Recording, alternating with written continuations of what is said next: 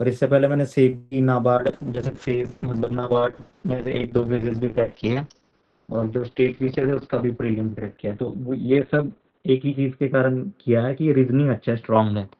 तो जिस जिस जिस एग्ज़ाम में रीजनिंग है वो मैंने इजीली क्रैक किया है, और बाकी मतलब अभी मैं आगे यूपीएससी की भी सोच रहा हूँ। तो मेन चीज़ है कि जो अपना सीसैट का पेपर है, जैसे पिछले 2020 से देख रहे हैं हम कि इसको, जैसे पहले 2020 से पहले कोविड के पहले इतने क्वेश्चन नहीं आते थे और टफनेस लेवल कम थी। लेकिन इस बार मतलब 2020 के बाद नियरली 50 क्वेश्चन आते हैं, 50 से ज़्यादा ही आते हैं। मिनिमम में पकड़ रहा हो तो 50 आते हैं। और लगभग 33% बंदे हैं जो सीसैट में ही फेल हो रहे हैं। तो मेन चीज़ क्या है कि सीसैट का मेन है कि हमारी जैसे हम मैथ्स को बहुत ज़्यादा, जो नॉन मैथ्स के बैकग्राउंड के होते हैं, नॉन साइंस वाले, वो ज़्यादा मैथ्स को डरते हैं और वो अटेम्प्ट ही नहीं करते, या बड़े क्वेश्चन देख के वो डर जाते हैं। तो वो डर हटाने के लिए और बेसिक कंसेप्ट समझने के लिए पीवाईक्यूज करना इम्पोर्टेंट है। तो मैं ये चाहता हूँ कि 4-5 साल के हम पीवाईक्यूज करेंगे तो हमें पूरा आइडिया आ जाएगा। जैसे एक साल के करेंगे, दूसरे साल के जब करेंगे तब हमें पता चलेगा कि कैसे करें। और मेन चीज़ जैसे एक तो होता है कि मैथ्स पढ़ाना कि ये थ्योरम है ऐसे, ये कैलकुलेशन ऐसे करते हैं ये। और दूसरी है चीज़ कि फास्ट कैसे बनाए हम, मतलब 1 घंटे में ही हम 50 क्वेश्चन सॉल्व कर दे। फिर हम बाकी जो ऐसे के जो जो अपने पैराग्राफ वाले होते हैं क्वेश्चन वो सॉल्व कर सकें। इसके लिए इम्पोर्टेंट है कि हम फास्ट भी सॉल्व कर सकें और इजी भी हो अंडरस्टैंडिंग। मतलब ऐसे नहीं कि हमें वो थ्योरम्स रटने पड़े और ये बहुत ज़्यादा याद रखना पड़े। हमें याद कुछ नहीं रखना है। हम और मैं ये सिखाना चाहता हूँ कि मैं कैसे सॉल्व करता हूँ एग्ज़ाम को, मतलब मैं कैसे अप्रोच करता हूँ। और इसमें ये भी है कि आपके अप्रोच के बारे में बताऊंगा कि अप्रोच कि तुम्हें कैसे करना चाहिए सीसैट के पेपर जिससे तुम पास हो। देखो, हमें टॉप भी नहीं करना लेकिन हमें क्वालिफाई करना है, मेन 33% लाना है। तो सिसैट के जो लगभग 50 क्वेश्चन होते हैं उसमें 27 हमें बराबर लाने हैं। तो हम सिसैट पे ही पास हो जाएंगे। तो ये स्ट्रेटेजी रहेगी। तो मैं सबसे पहला ये वाला क्वेश्चन ले लेता हूँ, ये नंबर 15 क्वेश्चन कि इसमें है, जैसे हम ये क्वेश्चन देख लेते हैं तो कोई भी बंदा होगा तो ये सोचेगा कि यार इतनी ज़्यादा पावर्स है हर एक पे, मतलब 2 2 to the power 3 3 3 plus 3 3 to the power 2 2 2 is divisible by which of the following number. तो देख के ही बंदा डर जाएगा कि यार इतना पावर का कैलकुलेशन कौन करेगा। लेकिन एक सिंपल सी बात बताता हूँ, जैसे हम कर रहे हैं 33 नंबर है, 33 नंबर को उसी जैसे स्क्वायर करते हैं, जैसे पावर 1 है तो उसका आंसर आएगा 33 ही आएगा। तो 33 पावर 2 आएगा, मतलब 33 × 33 करते हैं हम। ठीक है, फिर मल्टीप्लीकेशन में हम सिंपल में क्या करते हैं, पहले लास्ट यूनिट प्लेस लेते हैं उससे मल्टीप्लाई करते हैं। तो 3 × 3 9 आ गया, 3 × 3 9 आ गया। फिर अगले 3 से जब मल्टीप्लाई करते हैं तो आगे जीरो डाल देते हैं। फिर हम इसको ऐड कर देते हैं तो 9 आ जाता है। फिर एक बात यहाँ ध्यान रखने की है कि जो लास्ट डिजिट है ये 9, और ये जो लास्ट डिजिट है इनकी मल्टीप्लिकेशन, ये बाद में कैलकुलेशन का उस पर कोई फर्क नहीं पड़ता कि आप आगे कितने भी कैलकुलेशन करो। मतलब इसका जैसे 99 आ गया तो ये लास्ट डिजिट है ना, उस पर कोई नहीं फर्क पड़ता। और यही कंसेप्ट है यहाँ, यही इस कंसेप्ट को ही यूज किया है। तो क्वेश्चन आप जब देखोगे तो आपको लगेगा कि बहुत हार्ड है, लेकिन ये क्वेश्चन मैं बता रहा हूँ कि 30 सेकंड का भी नहीं है। तो इसको हम अभी सॉल्व करके दिखाएंगे।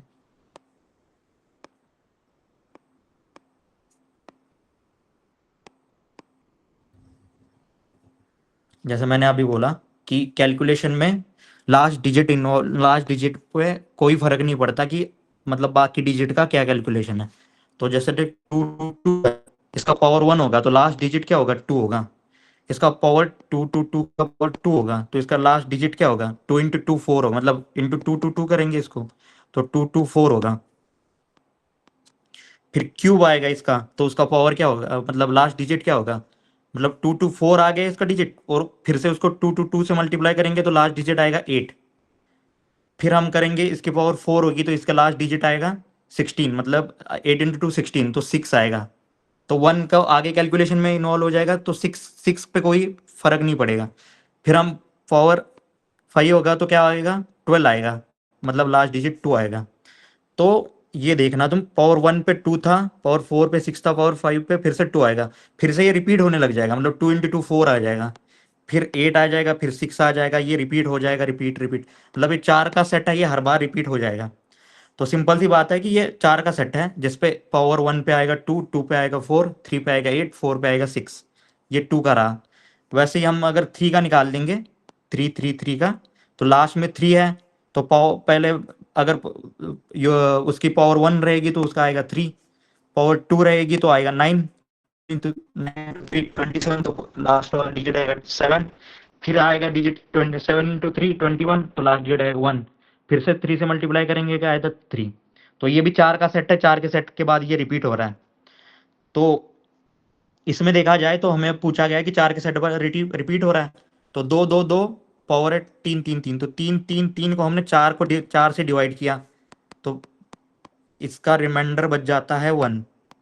तो इसका रिमाइंडर 1 बच गया, मतलब ये 4 वाला सेट हर बार रिपीट होगा, और एक बार और फिर से रिपीट होगा कि 3 3 2 पे होगा ये पावर 4 का पावर आएगा 6, समझ रहे हो मतलब।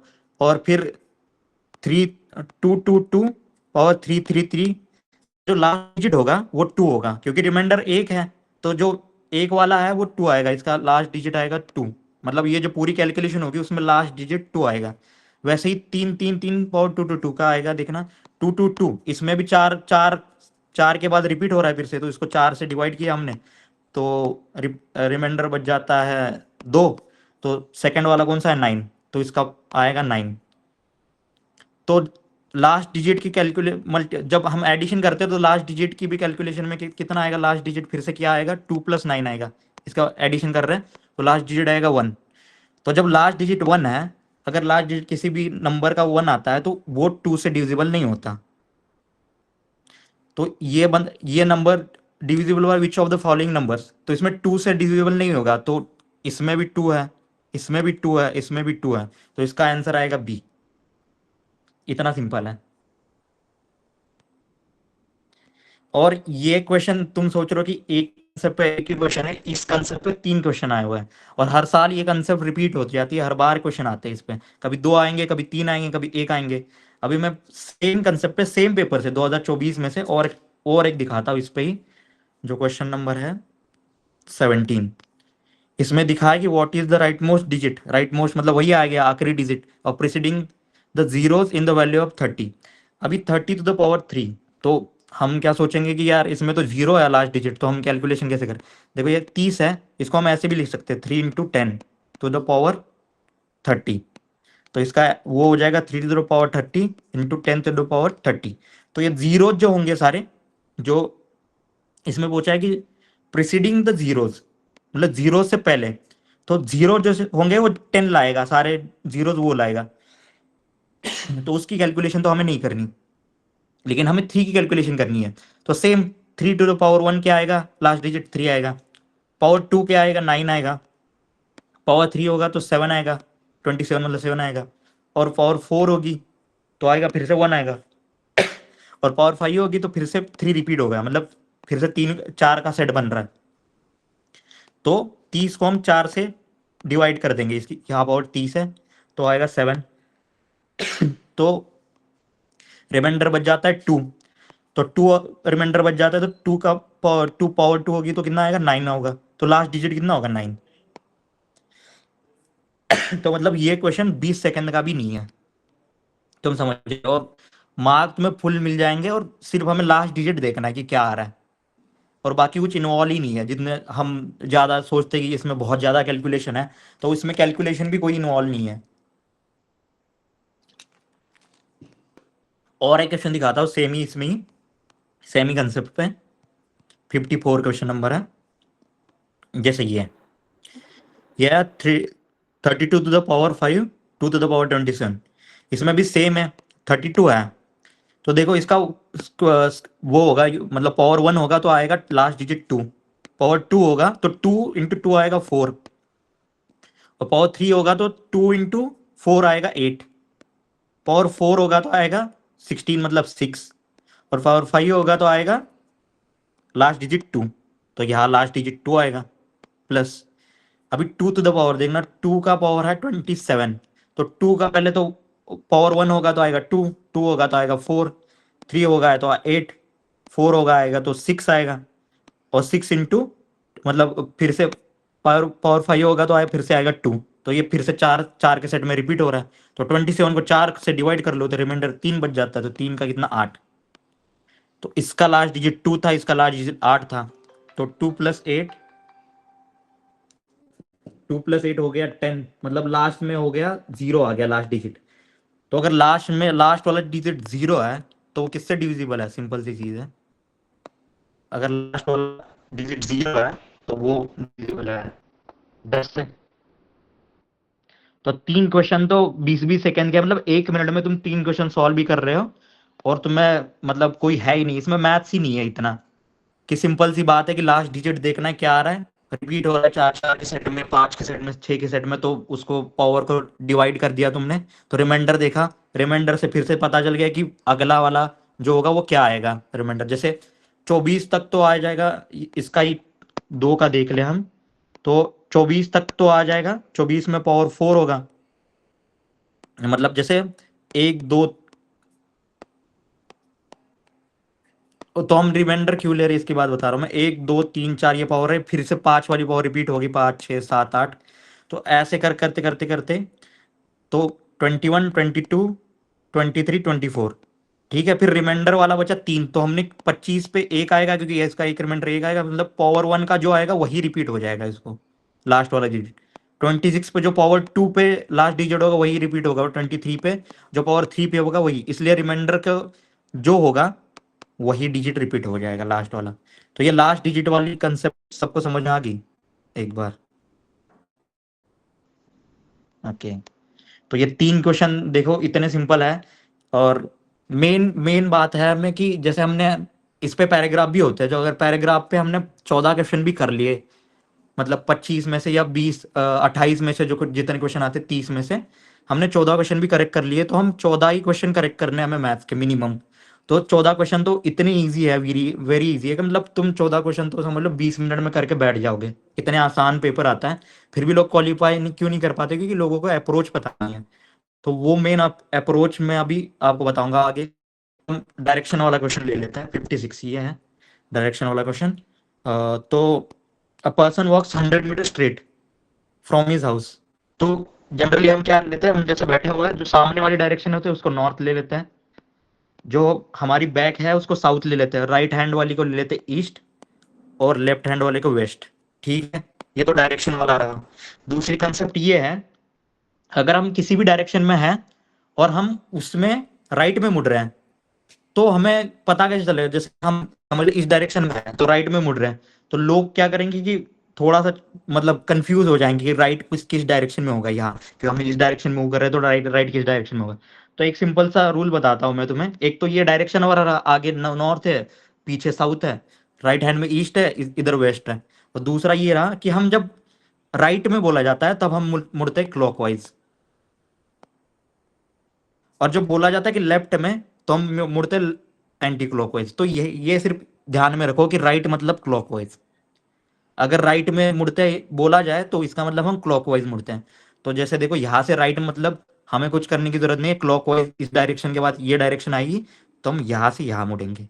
As simple as that. मतलब सिर्फ दो ही कंसेप्ट है, एक तो डायरेक्शन वाला ये तो पता ही है सबको कि आगे नॉर्थ पीछे साउथ, राइट में ईस्ट ये वेस्ट, और फिर राइट में मुड़ते हैं मतलब क्लॉकवाइज मुड़ते हैं। ये दो कंसेप्ट बेसिक है।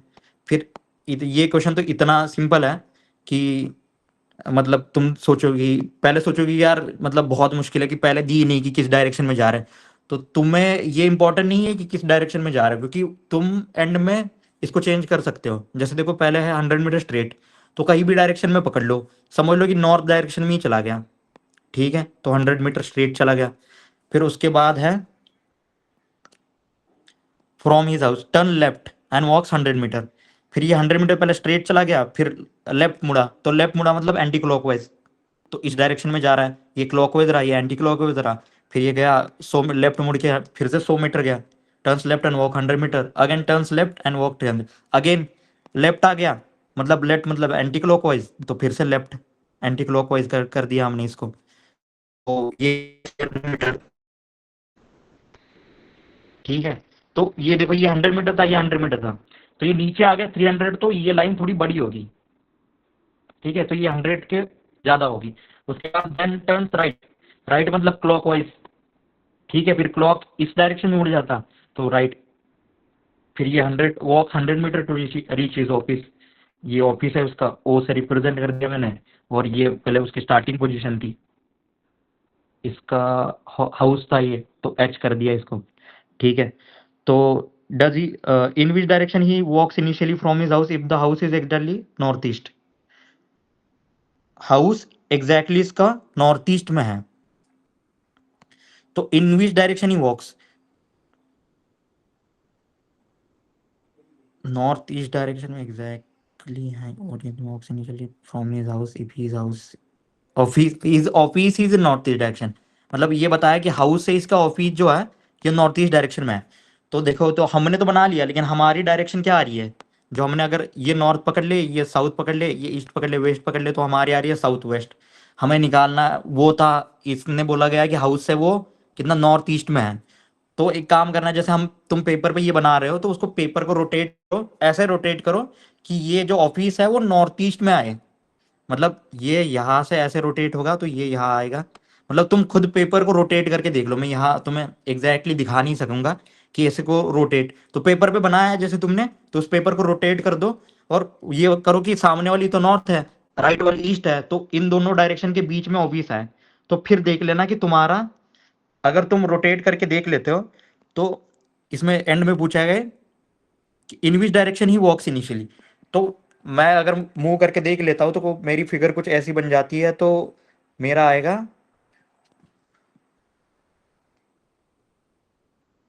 तो साउथ आ जाएगा। समझ रहे हो तुम पूरे पेपर को ही रोटेट करके देख लो, क्योंकि एग्जाम में भी जब बनाते हो डायग्राम, उस पेपर को रोटेट कर सकते हो तुम, कोई प्रॉब्लम नहीं है। रोटेट करके उस डायरेक्शन, मतलब ऑफिस को नॉर्थ ईस्ट डायरेक्शन में लाओ, फिर पता चल जाएगा पहले इनिशियली वो किस डायरेक्शन में गया था। तो पहले इनिशियली जब रोटेट करके देखोगे तो वो पता चल जाएगा कि वो पहले साउथ डायरेक्शन में गया था। समझ गए? ओके, तो डायरेक्शन पे ही, ओके वॉइस क्लियर नहीं है, ठीक है, एक बार मैं फिर से चेक कर लेता हूँ।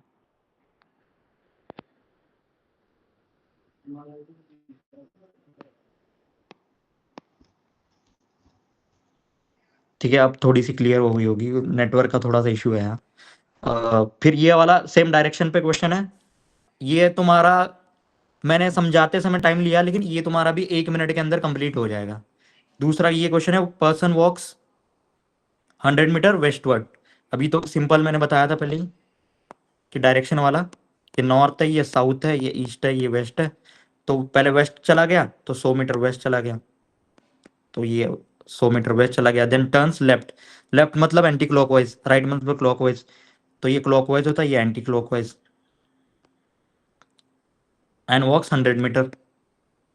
ही then takes 225 degree turns and turns clockwise. अभी यहाँ से उसने सीधा बोला कि क्लॉकवाइज 225 डिग्री, तो देखना 180 डिग्री, तो ये हाफ हो गया, टोटल 360 होता है सर्कल, तो 180 डिग्री हाफ हो गया, और यहाँ से 45 डिग्री उसने टर्न किया।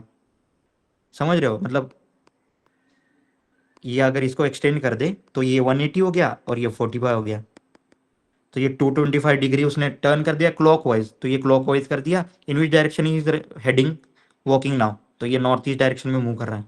सिंपल सी बात है, नॉर्थ ईस्ट, ये नॉर्थ ईस्ट में मूव कर रहा है, तो नॉर्थ ईस्ट,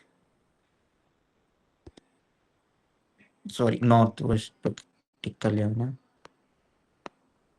नॉर्थ ईस्ट।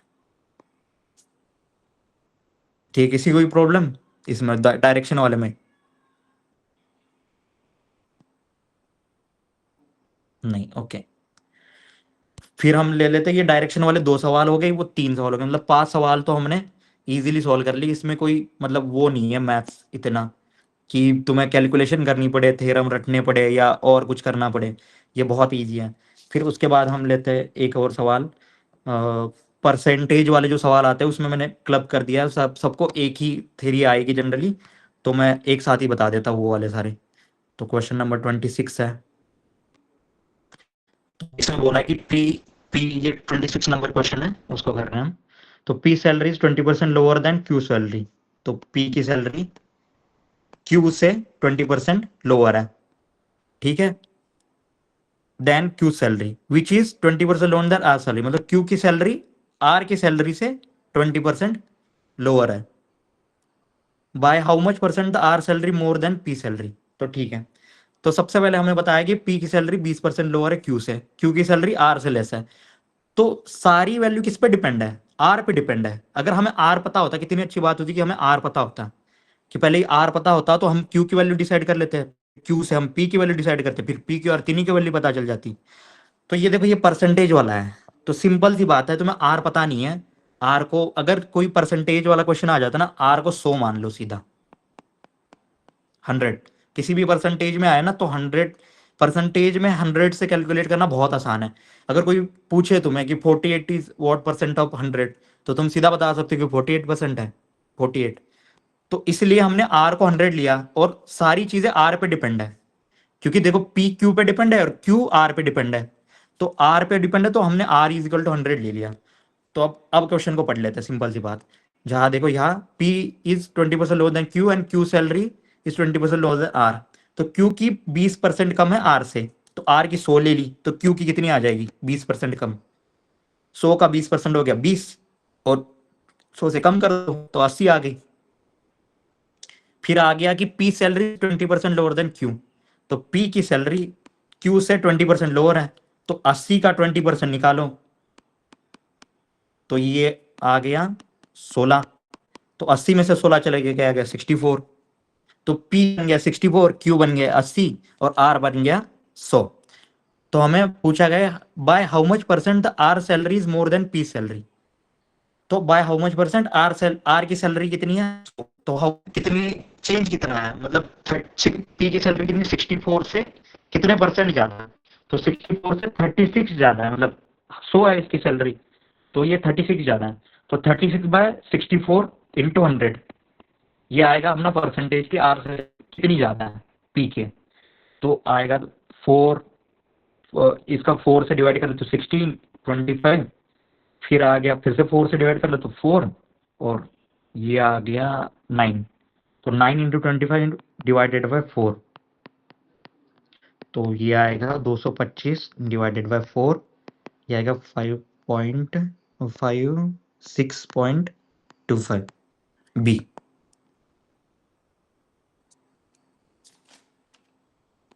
समझ गए? तो मतलब परसेंटेज हो, और समझ लो सारी वैल्यू आर पे डिपेंड है, तो आर को 100 मान लो, परसेंट में किसी नंबर को 100 मान लो, तो तुम्हारा आंसर 2 मिनट में आ जाएगा। अगर यही तुम, अगर मतलब जैसे मैथ में वो टीचर पढ़ाते हैं कि तुम्हें, कि नॉर्मल थ्योरम से करोगे कि पी लोअर है तो इसको 0.8 से करोगे इज इक्वल टू क्यू, फिर तुम 2-4 इक्वेशन निकालोगे, फिर उसको कंप्यूट करोगे, तो तुम्हें मैथ्स हार्ड नहीं लग जाएगी, तुम्हें प्रॉब्लम है ना वो हार्ड लगने लग जाएगा। तो तुम उसको सॉल्व करने में अगर थोड़ी भी गलती हो गई तो तुम्हारा सारा गलत हो जाएगा। इससे अच्छा ये है कि किसी नंबर को अगर परसेंटेज पूछते हैं तो 100 मान लो सीधा, क्योंकि हमें एंड में परसेंटेज ही निकालनी है।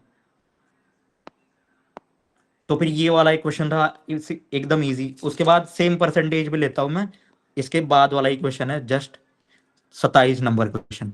A number is mistakenly divided by 4, मतलब गलती से उसको डिवाइड कर दिया 4 से, इंस्टेड ऑफ मल्टीप्लाइंग बाय 4, मतलब उसको मल्टीप्लाई करना था, गलती से डिवाइड कर लिया। तो ये गलत कर दिया हमने कि डिवाइड कर दिया, 4 से मल्टीप्लाई करना था। What is the percentage change in the result due to this mistake? अभी मैंने बताया कि कोई हमें चाहिए तो मेन नंबर को 100 मान लो, परसेंटेज का चेंज निकालना है। तो हमने क्या लिया कि परसेंटेज चेंज निकाल रहे हैं, तो हमें क्या निकालना है कि ओरिजिनल रिजल्ट तो आना था, तो ओरिजिनल रिजल्ट एक्स आना था, तो उसमें चेंज आ गया, मतलब डेल्टा एक्स करके दिखाते हैं इंटू 100, ये परसेंटेज चेंज होता है।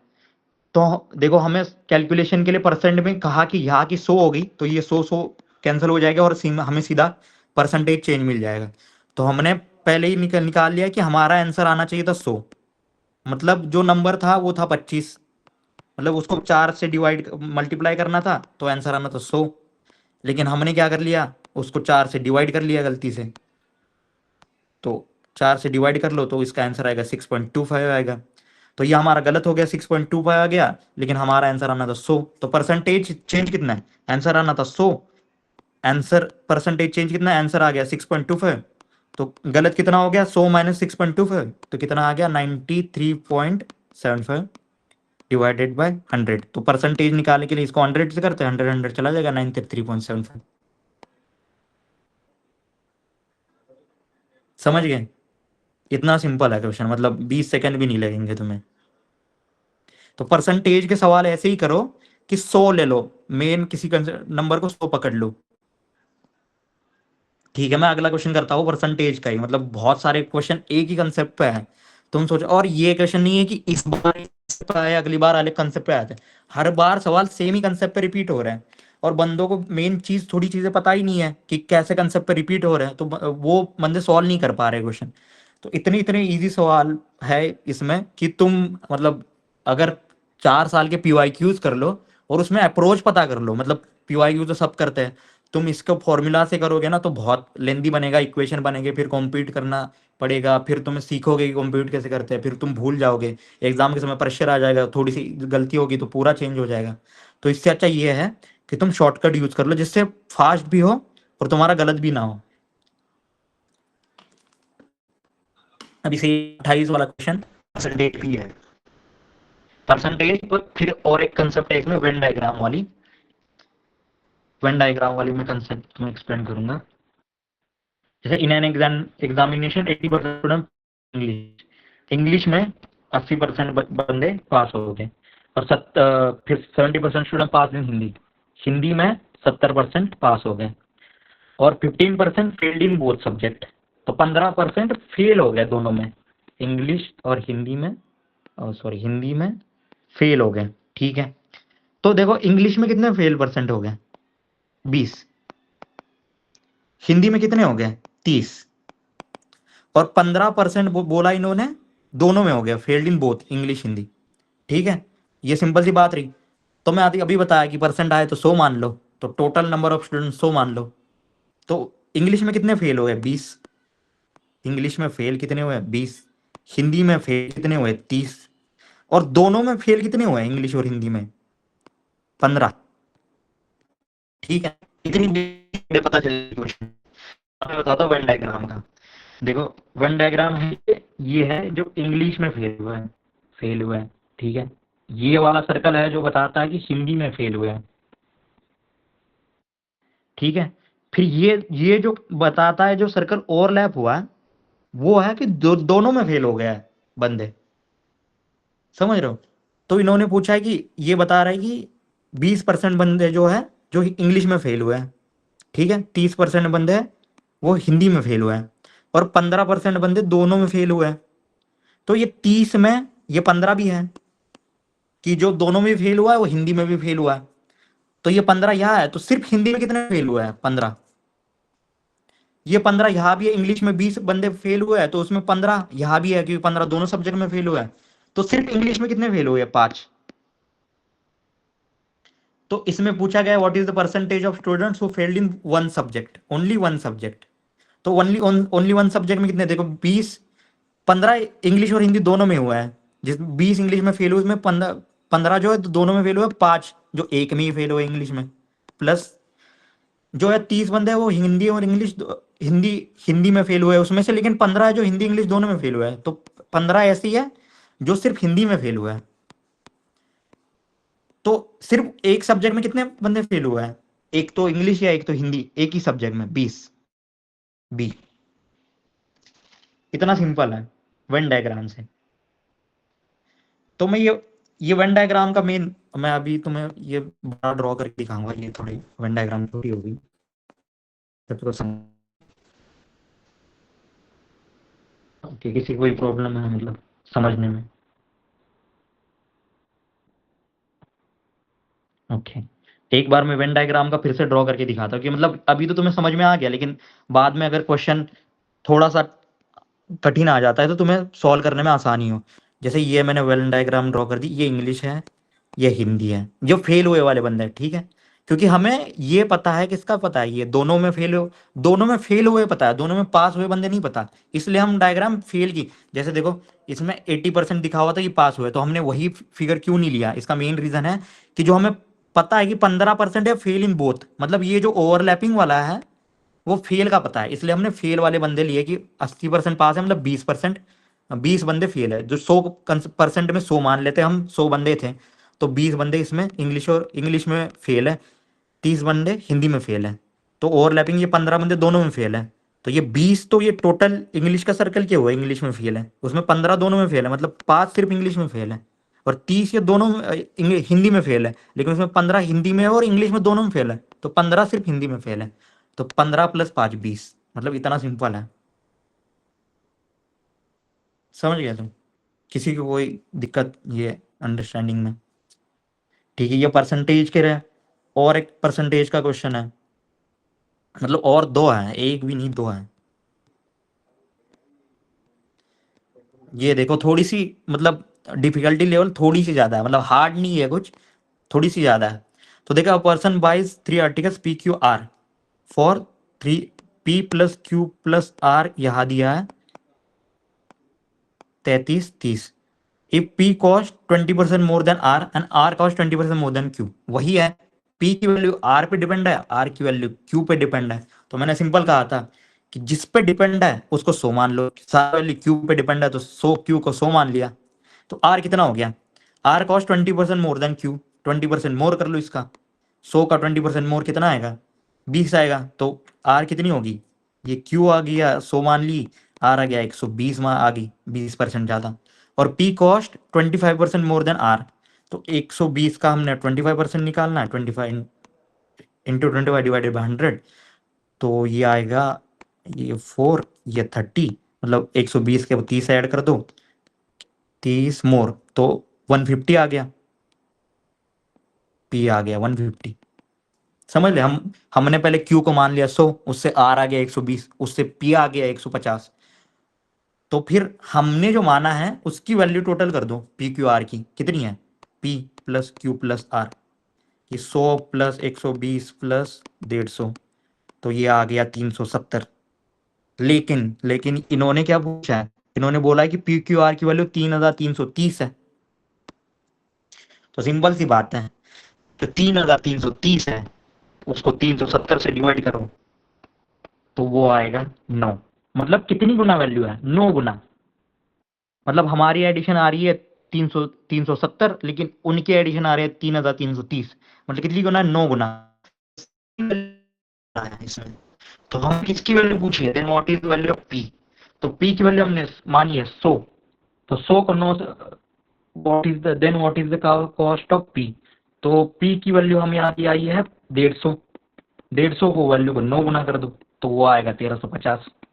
तो इसका आंसर है 1350। समझ गए, सारे लोग समझ गए? ओके। तो ये वाला थोड़ा सा क्वेश्चन हार्ड था, लेकिन ये वाले ये वाले रिपीट हो जाएंगे ना, तो हम इसका भी समझ लेंगे कि हमने 100% में कैलकुलेट करने में बहुत आसान होता है। और किसी नंबर को 100 मान लो जिसका बेसिक है, जिस पे हम सारी वैल्यू निकाल रहे हैं, और फिर देखो ये 9 टाइम्स आ गया, कि ये टोटल वैल्यू के हमारे 370 आ गया एडिशन, लेकिन ये 9 टाइम्स है इसके 3330। ठीक है, तो सारी वैल्यू 9 टाइम्स होगी, तो पी की वैल्यू 150 है, इंटू 9 कर दोगे तो 1350, तो पी की असली वैल्यू क्या होगी, 1350। इतना सिंपल है। और एक परसेंटेज वाला है शायद 2016। ओके, ये तो सिंपल ही सवाल है, मतलब वेरी इजी वाला है। देखो, तो ये पूछ लिया कि what is the percentage of water be mix with honey so as to gain 20% of selling the mixture at the cost of price of honey. तो मैंने क्या बोला था, 100 मान लो, किसी को भी परसेंटेज है 100 मान लो। तो मैंने मान लिया कि 100 ग्राम हनी है, उसको हम 100 रुपए में रियल कीमत है इसकी। ठीक है, लेकिन यही हनी हमें 100 रुपए का 20% प्रॉफिट करना है, तो हमें कितने रुपए में बेचना पड़ेगा, 120 रुपए में। ठीक है, लेकिन 120 रुपए में अगर ओरिजिनल कॉस्ट प्राइस देखी जाए तो वो कितना आना चाहिए, 100 रुपए, 100 ग्राम कितने में आ रहा है, 100 रुपए में। तो 1 रुपए में 1 ग्राम आ रहा है, तो 120 रुपए में कितना ग्राम आना चाहिए, 120 ग्राम आना चाहिए। लेकिन हमें 100 रुपए का 100 रुपए का ही हानि बेचना है, क्योंकि हमें 20 रुपए प्रॉफिट कमाना है उस पर, तो 100 ग्राम ही बेचना है। और 120 ग्राम हमें बनाना है, तो हमें 20 ग्राम पानी ऐड कर देना पड़ेगा। तो 100 ग्राम हनी में 20 ग्राम पानी ऐड कर देना पड़ेगा, तो हम % प्रॉफिट आ सकते हैं।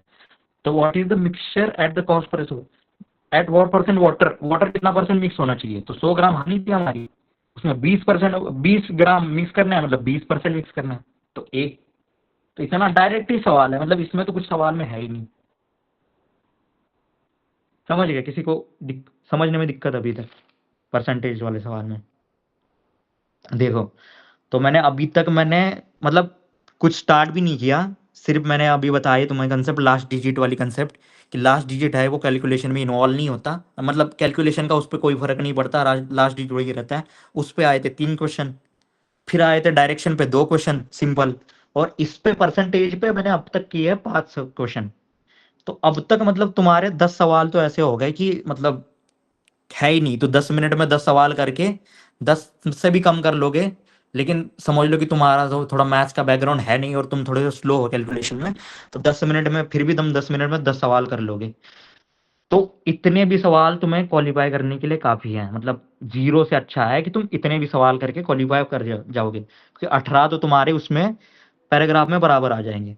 फिर भी हम पूरा क्वेश्चन पेपर ही सॉल्व कर देंगे, पूरा पेपर में कुछ नहीं है, लेकिन मैं ऐसी अप्रोच अपनाना चाहता हूँ कि धीरे धीरे, मतलब पहले इजी सवाल, फिर थोड़े थोड़े हार्ड, फिर एनालिटिकल सवाल जिसमें टाइम ज्यादा हो, कि बाद बाद में तुम्हें डिसाइड कर सको क्वेश्चन देख के कि कौन सा एनालिटिकल है जो टाइम ज्यादा लेगा और किसको स्कीप कर लूँ मैं। तो मैं पहले ही अपने मार्क, पासिंग मार्क पहले ग्रैब कर लूँ, फिर मैं देख लूँ कि कौन सा सवाल में एक्स्ट्रा सॉल्व कर सकता हूँ एक्स्ट्रा मार्क के लिए। ठीक है, तो हमारा सी सेट का पेपर मेन क्वालिफाइंग है, हमें क्वालिफाइंग करना है, तो हमें ये जरूरत नहीं है कि हमें ज्यादा मार्क लाने हैं, हमें पहले क्वालिफाइंग का देखना है, फिर हमें देखना है कि ज्यादा। तो हमें जो टाइम कंज्यूमिंग है उसको कैसे समझना है कि ये टाइम कंज्यूमिंग है या नहीं, ये भी बताऊंगा मैं, और किसको उसको स्किप करना है। तो अगला सवाल ले लेते हैं कि आसान सवाल में ही, मतलब सारे सवाल ही आसान है, फिर भी उसमें सबसे आसान है। तो ओके, तो नंबर 6 क्वेश्चन पे ले लेते हैं हम। ये है, तो इसमें इसमें बोला है कि इसमें जो स्टार्स है उसके जगह चोजन, ये पूरा इक्वेशन है, इसमें स्टार्स में हम तुम क्या क्या डाल सकते हो, प्लस माइनस और into, each at most 2 times, मतलब इसमें से कोई भी तुम 2 टाइम डाल सकते हो, मतलब निगेटिव 2 टाइम्स डाल सकते हो, इनटू 2 टाइम, और मतलब ज्यादा से ज्यादा 2 टाइम डाल सकते हो एक। तो what is the smallest non negative value of expression?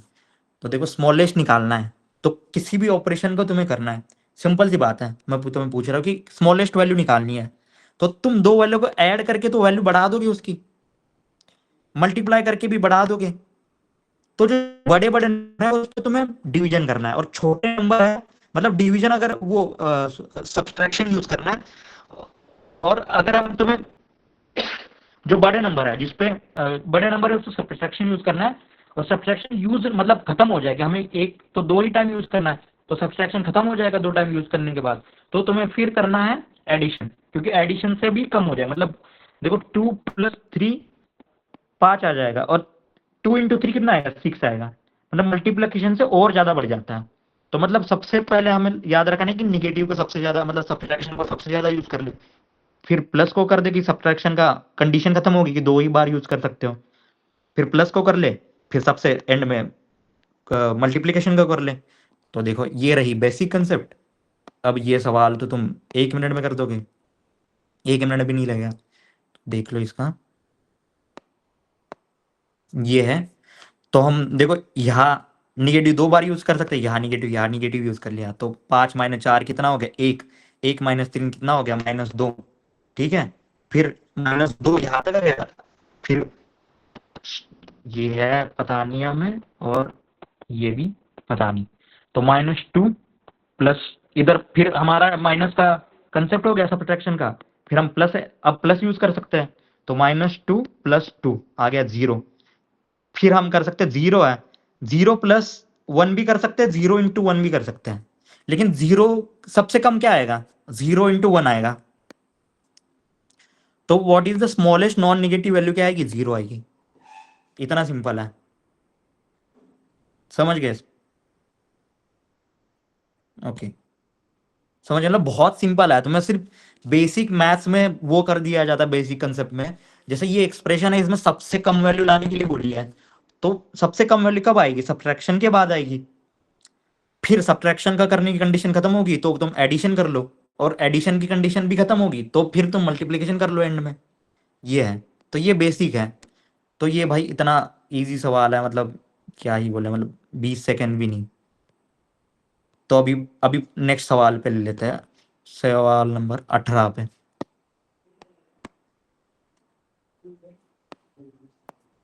तो देखा, आठ क्वेश्चन 421 है, 47 है। Divide by same number, leave same remainder 1, एक रिमाइंडर बच जाता है। तो देखो इसका एक रिमाइंडर माइनस कर दो तुम, तो ये 420 जो डिविजिबल है उस नंबर से, और इससे भी एक माइनस कर दो तो आ गया 426, ये भी डिविजिबल है उससे।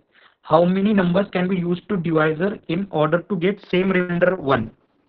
तो देखो इनका डिफरेंस कितना है, 6। तो देखो अगर इसको भी डिवाइड करना है सेम नंबर से, इसको भी डिवाइड करना है सेम नंबर से, और डिविजिबल हो, तो इसको जो इनका वो होगा गैप, वो भी डिवीजन में उसका भी डिवीजन होना चाहिए, मतलब 6 का भी डिवीजन होना चाहिए।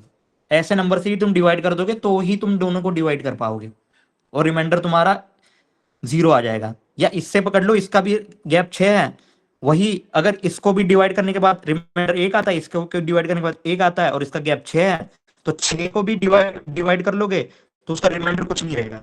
तो 6 है, तो 6 को किस किस नंबर से डिवाइड कर सकते हो, तो तब रिमाइंडर उसका 0 रहेगा। तो इसको 6 को हम ऐसे भी लिख सकते हैं, 2 × 3, ठीक है। तो हम 2 से डिवाइड कर लो तो रिमाइंडर 0 होगा, 3 से डिवाइड कर लो तो रिमाइंडर 0 होगा, 6 से डिवाइड कर लो तो रिमाइंडर 0 होगा। मतलब ऐसे 3 नंबर है जिससे डिवाइड करने के बाद तुम्हारा रिमाइंडर 0 होता है, इस वाले गैप को। मतलब इन्हीं 2 नंबर को अगर तुम इन्हीं 3 नंबर से कर दोगे, 6 2 3, तो तुम्हारा रिमाइंडर 1 रहेगा। समझ गए? ओके। तो क्वेश्चन पूछा गया था हमें कि हाउ मेनी कितने number how many numbers can be use, तो 6 को यूज कर सकते हो, 2 को यूज कर सकते हो डिवाइड करने के, 3 को, तो 3 नंबर को तुम यूज कर सकते हो। इतना सिंपल है। इसमें सिर्फ ये याद रखना है कि अगर दोनों नंबर डिविजिबल है, मतलब ये 420 और 426 दोनों रिमाइंडर 1 है, तो मतलब 420 डिविजिबल है, इसका रिमाइंडर 1 हटा दिया और 426 डिविजिबल है, तो इसको जो गैप है वो भी डिविजिबल होना चाहिए, फिर दोनों नंबर डिविजिबल होंगे। तो 6 जो है वो 2 से भी डिविजिबल है, 3 से भी डिविजिबल है, 6 से भी डिविजिबल है। तो इसका आंसर आएगा 2 3 6, मतलब 3 नंबर। इसमें किसी को प्रॉब्लम कोई? ओके। ओके, किसी को कोई प्रॉब्लम नहीं है? ओके, मैं अभी नेक्स्ट वाला सवाल ले लेता हूँ। जैसे मैंने 18 ले लिया, 19, 19 भी सेम ही कंसेप्ट पे है लगभग।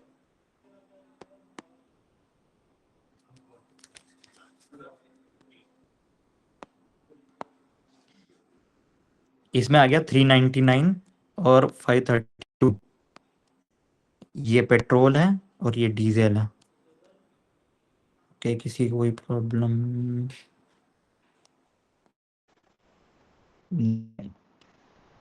ओके, तो 399 लीटर पेट्रोल है और 533 लीटर डीजल है।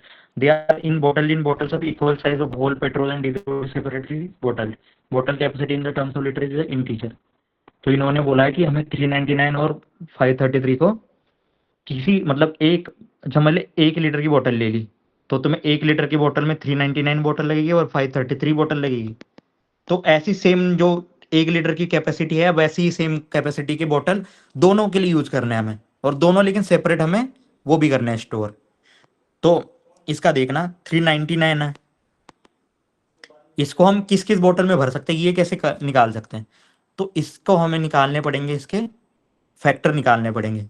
तो 399 को 3 × 133 कर लिख सकते हैं हम, तो मतलब 3 लीटर की 133 बोतल भर सकते हैं, इनडायरेक्टली ऐसे ही हो गया। तो 3 इंटू, अभी देखो 133 को हमने अब फिर से वो करना है, फैक्टर कर निकालने इसके। तो सबसे पहला सवाल रहेगा, यार मतलब मुझे इतनी कैलकुलेशन नहीं आती, तो मैं 133 के फैक्टर कैसे फाइंड करूंगा?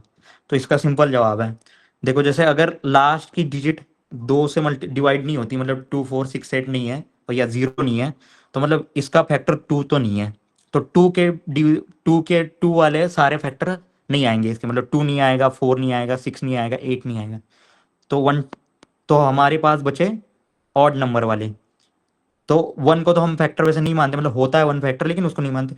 तो 3 से शुरू करते हैं, 3 से डिवाइड करके देख लो, 3 से डिवाइड, 3 का डिविजिबिलिटी का वो क्या है मीन, कि उनकी सम जो होती है हर डिजिट की, मतलब हर प्लेस की, वो उनकी सम जो होती है उस वो भी 3 से डिविजिबल होनी चाहिए। तो 3 + 3 6 + 1 7, मतलब ये 3 से भी डिवाइड नहीं हो सकता। 5 का क्या होता है, एंड में तो 0 या 5 हो तो ही 5 से डिविजिबल होगा, इसमें भी एंड में 3 है, मतलब ये 5 से भी डिवाइड नहीं होता। फिर 7 से देख लो, फिर 7 का क्या आएगा, 7 1 6 9, तो 7 से डिविजिबल हुआ है, तो इसके फैक्टर आएंगे 3 7 और 19। ठीक है, फैक्टर निकालना इतनी सिंपल सी बात है। फिर इसके फैक्टर क्या आएंगे, देखो इससे 2 से हम वो कर सकते हैं, 2 पहले क्योंकि लास्ट डिजिट 2 है, तो हम इसको 2 से डिवाइड कर सकते हैं, 2 इंटू 266। ओके, फिर से 6 है, तो फिर से 2 से वो कर सकते हैं डिवाइड, 2 इंटू 133। ठीक है, फिर 133 को हमने देख लिया, इसके फैक्टर क्या है, 7 और 19। 19 को फिर से डिवाइड नहीं कर सकते, 7 को फिर से, तो 2 इंटू 19 इंटू 7। हमने दोनों को एक मतलब सेम जो कैपेसिटी है उस लीटर की बोतल से भरना है, तो हम 19 लीटर की बोतल यूज कर सकते हैं, हम 7 लीटर की यूज कर सकते हैं, हम 133 जो है, जो कॉमन है दोनों में, वो 133 लीटर की भी कर सकते हैं, हम 1 लीटर की भी कर सकते हैं। मेन यहाँ वो है, कैच है कि 1 लीटर की कर सकते हैं, क्योंकि 1 लीटर की 399 बोतल भरेगी और 533 बोतल भरेगी यहाँ। तो हम 1 लीटर की बोतल यूज कर सकते हैं, हम 7 लीटर की यूज कर सकते हैं, हम 19 लीटर की यूज कर सकते हैं, हम 133 लीटर की यूज कर सकते हैं। तो how many different bottle sizes are possible, तो हम है 4, एक साथ 19 133। किसी में इसमें किसी को भी दिक्कत? ओके, तो हम नेक्स्ट क्वेश्चन ले लेते हैं अभी। मतलब बहुत सारे, बहुत सिंपल वो है, तुम एक बार ये फैक्टर निकालना या इसको यूज करना जान लोगे ना, एक बार कंसेप्ट को समझ लोगे, तो अभी तुम्हें पता नहीं चलेगा कि यार मतलब क्वेश्चन आ जाता तो मेरे मन में कैसे आता कि मैं फैक्टर निकाल लूँ। तो ये तुम्हारे मन में तो अभी तो वो पता चल नहीं चलेगा कि कैसे सर सीधा फैक्टर क्यों निकाले आपने। आप दूसरी भी कुछ यूज कर सकते थे, आपके मन में कैसे आ गया कि फैक्टर ही निकालने। आप ऐसे सवाल मतलब 3 4 साल के PYQ सॉल्व कर देंगे हम मेरे साथ, तब तुम्हें पता चल जाएगा कि मैंने क्यों फैक्टर निकाले, और तुम भी वही सीधा यूज करने लग जाओगे। इतना सिंपल है, मतलब तुम्हें भी इतना वो सोचना नहीं पड़ेगा कि फैक्टर इसमें क्या करना है, इसमें आगे क्या करना है। हमें यही सीखना है कि अप्रोच कैसे होनी चाहिए, हमें हर सवाल को कैसे वो करना चाहिए। तो इसका आंसर आ गया, 4 टाइप की बॉटल यूज सकते। फिर अगला सवाल ले लेते हैं हम, आसान में ही। ये है 24 नंबर क्वेश्चन। ये तो मतलब इसमें तो मैथ्स है ही नहीं, इसमें तो सिंपल है। देखो, ये है ABCD ऐसे, जैसे तुम देख रहे हो कि ABCD रिपीट हो रहा है, तो यहाँ कुछ आएगा, फिर ABCD, फिर यहाँ देखो A नहीं आ रहा, फिर BCD आया, फिर यहाँ मतलब A आना चाहिए, सिंपल सी बात। फिर ABCD, फिर ABCD, मतलब ये तो सीक्वेंस हो गया, ABCD ABCD ABCD ABCD। तो यहाँ देखो, यहाँ A डबल B है, फिर यहाँ देखो मतलब ABBCD, तो यहाँ कौन सा होना चाहिए, यहाँ दूसरा वाला लेटर रिपीट हुआ है, तो यहाँ मोस्ट प्रोबेबली पहला वाला लेटर रिपीट होना चाहिए, मतलब डबल A होना चाहिए, AA BCD, मतलब ABCD, उसमें A रिपीट हुआ है, इसमें ABCD लिखा B रिपीट हुआ है, इसमें फिर से ABCD, फिर यहाँ कौन सा होगा, C रिपीट होगा, फिर इसमें ABCD, यहाँ कौन सा रिपीट होगा, D रिपीट होगा, तो AACD। इतना सिंपल है, मतलब इसमें तो मैथ्स वाला क्वेश्चन है ही नहीं, ये तो सिंपल रीजनिंग है, बेसिक। समझ गया तुम? इसी में किसी में ओके। तो मतलब बहुत सिंपल सवाल है, पता नहीं मतलब पेपर में कुछ है ही नहीं, मतलब तुम जिसे बोल सके हो कि बहुत हार्ड है, तुम सॉल्व नहीं कर सकते, पास नहीं हो पाओगे ऐसे। लेकिन तुम्हें बेसिक अप्रोच जाननी पड़ेगी, तुम्हें 1 2 बार प्रैक्टिस करनी पड़ेगी, तुम आराम से क्वालिफाई कर पाओगे। और मेन चीज़ है कि अप्रोच सीखना। तुम खुद अगर क्वेश्चन सॉल्व करने लग जाओगे ना, तुम्हें अप्रोच पता नहीं चलेगी, तुम बहुत ट्राई कर लोगे, बहुत वो हो जाओगे, तुम फ्रस्ट्रेट हो जाओगे, तुम थ्योरम रटने लग जाओगे। तो इसके लिए चाहिए कि अप्रोच सीखना मेन, और वही अप्रोच मैं तुम्हें बताना चाहता हूँ कि अप्रोच कैसे होनी चाहिए। फिर हमारा रहा, हमने लिए लिया था अब ABCD वाला 24। उसके बाद है 24 नंबर क्वेश्चन। तो ये 24 हो गया। उसके बाद आएगा 35।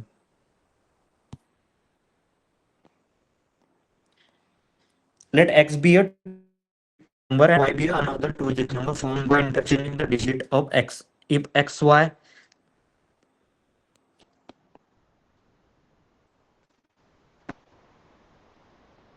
मतलब एक एक नंबर है, समझ लो ए बी है, और उसका दूसरा टू डिजिट नंबर है और दूसरा उसको इंटरचेंज करके बनाया, तो मतलब बी ए बन गया वो काम का। इतना सिंपल है। Two digit number form by interchanging digit of X. If X plus Y is the greatest two digit number, greatest two digit number कौन सा है? 99 है। सिंपल सी बात है। तो जब देखो हम कैलकुलेशन करेंगे इसकी, तो बी प्लस ए यहाँ आएगा, बी प्लस ए आएगा, मतलब इसकी यूनिट प्लेस में, और 10 प्लस में क्या आएगा? बी प्लस ए ही आएगा फिर से एडिशन करेंगे तब।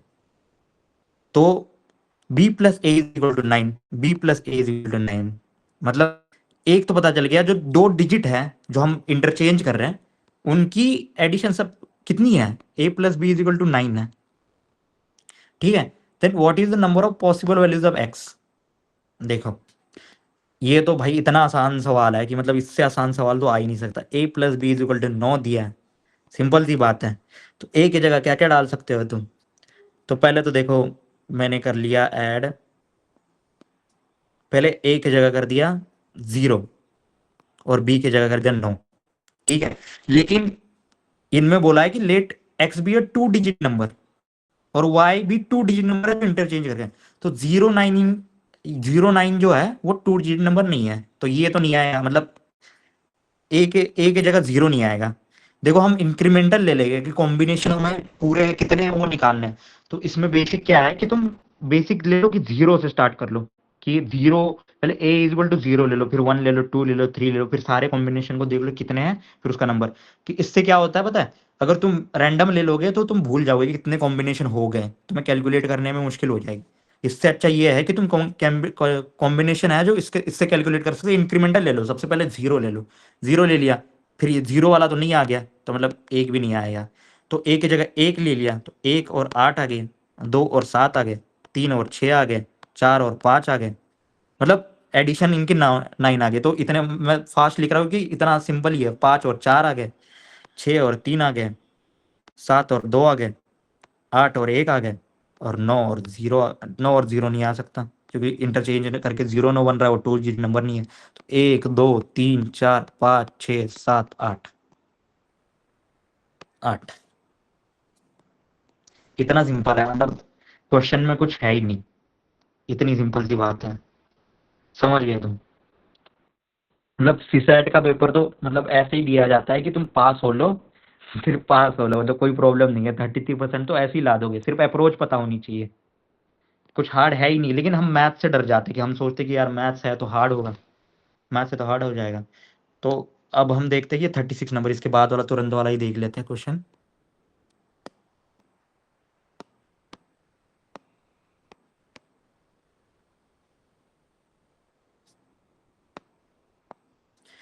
तो weight of 6 boys is equal to weight of 7 girls is equal to weight of 3 man is equal to weight of 4 woman. If the average weight of woman is 63। इन्होंने बोला कि wait of woman average कितना है? 63। Women कितनी है? 4। तो total weight कितना होगा 4 वुमेन का? तो 63 इंटू 4 आ गया 252। ओके। फिर इसने पूछा है कि then what is the average weight of boys? Boys हैं 6,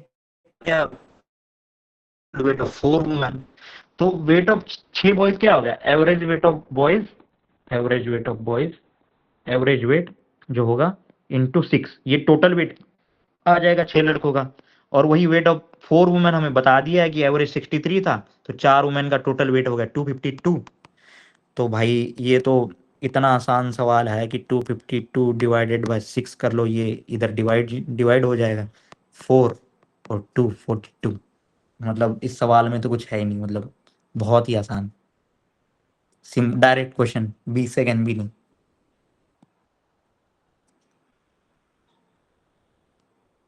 समझ गए? अब बढ़ते हैं अगले सवाल के ऊपर। तो भाई मतलब इतने सिंपल सवाल तुम्हें लग रहे होंगे कि ये इसी पेपर में आए हुए हैं और तुम इसी में सॉल्व कर सकते हो। अब तक हमने कर लिए है, मैं बता रहा हूँ, 3 प्लस ये 5 हो गए 8 9 10, 11 12 13 14 15 16 क्वेश्चन हो गए। 16 क्वेश्चन कर भी लिए हमने इतने कम टाइम। 16 मिनट भी लगेंगे तुम्हें उसमें पेपर में करने में। अभी ये क्लॉक वाले कर लेते हैं हम। अ, ये है 37 वाला क्लॉक वाला क्वेश्चन।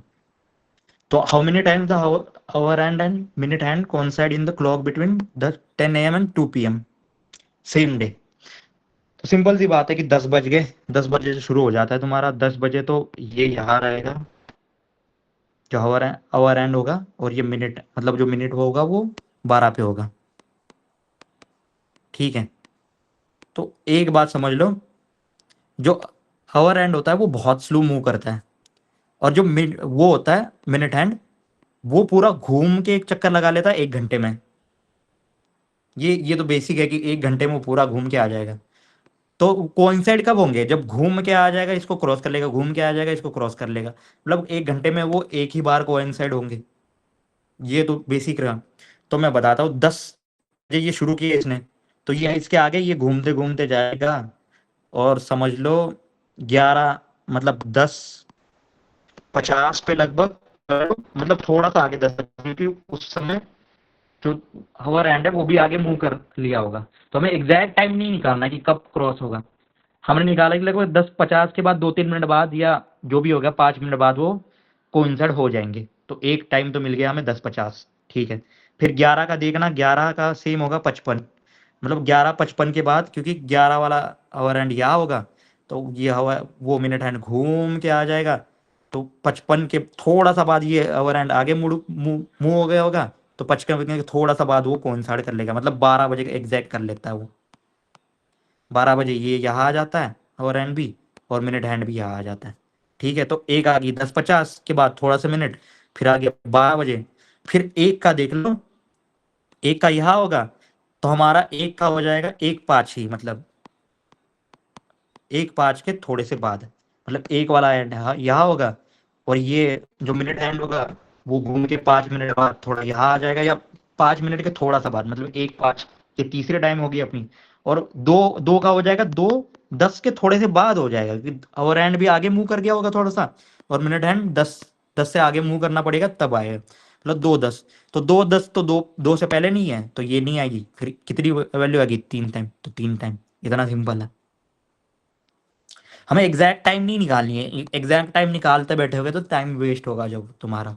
अराउंड 10:50 के थोड़े से मिनट के बाद ये क्रॉस कर लेगा, वो क्रॉस तो करेगा ही, क्योंकि वो घूम के पूरा आएगा। तो समझ गए, इतना सिंपल है, मतलब 3 टाइम्स। इसमें इसमें किसी को दिक्कत? ओके। तुम सोच रहे होगे कि इतने आसान सवाल इस पेपर में कैसे दे दिए। हर पेपर में आसान ही सवाल आते हैं, हम देखते नहीं है सिर्फ। तो वही मैं अप्रोच भी बताऊंगा कि कौन से क्वेश्चन तुम्हें सॉल्व करने हैं, जल्दी जल्दी सॉल्व कर सके हो तुम। ऐसे के लिए पूरा टाइम, मतलब पैराग्राफ पढ़ने के लिए तुम 2-3 बार चेक कर सकोगे, इतना टाइम मिल जाएगा। अब ये सवाल अभी तुरंत ले लेते हैं, फिर से मैं क्लॉक का ही ले लेता हूँ पहले, क्लॉक के पहले ख़त्म कर देते हैं। तो क्लॉक के मैं एक बेसिक बताना चाहता हूँ, या angle between minute hand and hour hand when clock shows 4:25। एक बताता हूँ, जैसे पूरा जो सर्कल होता है वो 360 डिग्री होता है। ठीक है, तो पूरे सर्कल में आवर्स कितने होते हैं? 12 घंटे होते हैं, या 12 होता है, या 6 होता है, 3 होता है, 9 होता है। तो 12 से डिवाइड कर लो, तो कितने हो गए? 1 घंटे में कितने हो गए? 30 डिग्री हो गए। 1 घंटे में, 1 आवर में कितना घूमता है वो? 30 डिग्री घूम जाता है मिनट हैंड। ठीक है, अ, फिर आवर हैंड का, सॉरी, 1 घंटे में जो आवर हैंड होता है वो 30 डिग्री घूम जाता है, मतलब समझ लो यहाँ 12, यहाँ 1 है, 12 और 1 में 30 डिग्री का गैप है, तो 1 घंटे में 30 डिग्री घूम लेता है आवर हैंड। मिनट हैंड तो सीधा मिनट वाला, जो जितने मिनट होते हैं उसको पॉइंट आउट कर रहा होता है, तो उसको कुछ कैलकुलेशन की इतनी जरूरत नहीं है। तो हम आवर हैंड की कैलकुलेशन कर रहे हैं, तो आवर हैंड 1 घंटे में 30 डिग्री घूम लेता है। तो 1 मिनट में देखो, 30 डिग्री 1 घंटे में, तो 1 घंटा मतलब कितने मिनट? 60 मिनट में, 60 मिनट में 30 डिग्री घूम लेता है। मतलब 1 मिनट का निकालोगे कितना डिग्री घूम लेता है? आधा डिग्री घूम लेता है। ये तो बेसिक आ गई कि 1 मिनट में आधा डिग्री, 1 घंटे में 30 डिग्री। ये तो बेसिक हो गई।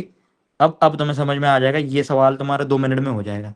देखना, what is the angle between minute hand and hour hand. तो देखो, मिनट हैंड तो सीधा 25 को पॉइंट आउट करेगा, जहाँ मतलब 5 लिखा होगा वही पॉइंट आउट कर देगा।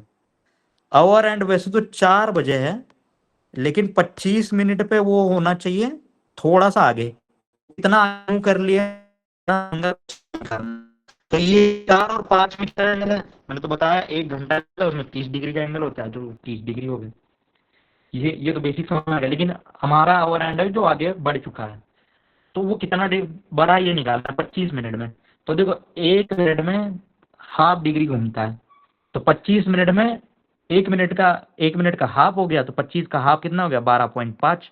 तो 12.5 डिग्री घुमा होगा वो, 12.5। तो 12.5 यहाँ से यहाँ आया होगा, तो ये 12.5 हुआ।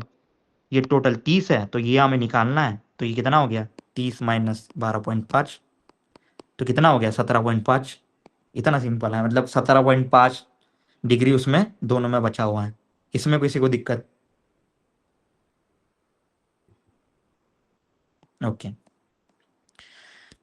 तो मतलब बहुत सिंपल सवाल है, मतलब क्लॉक के तो सवाल है ही नहीं इसमें, एक ही बेसिक है कि एक जो आवर एंड होता है वो 1 घंटे में 30 डिग्री घूम लेता है।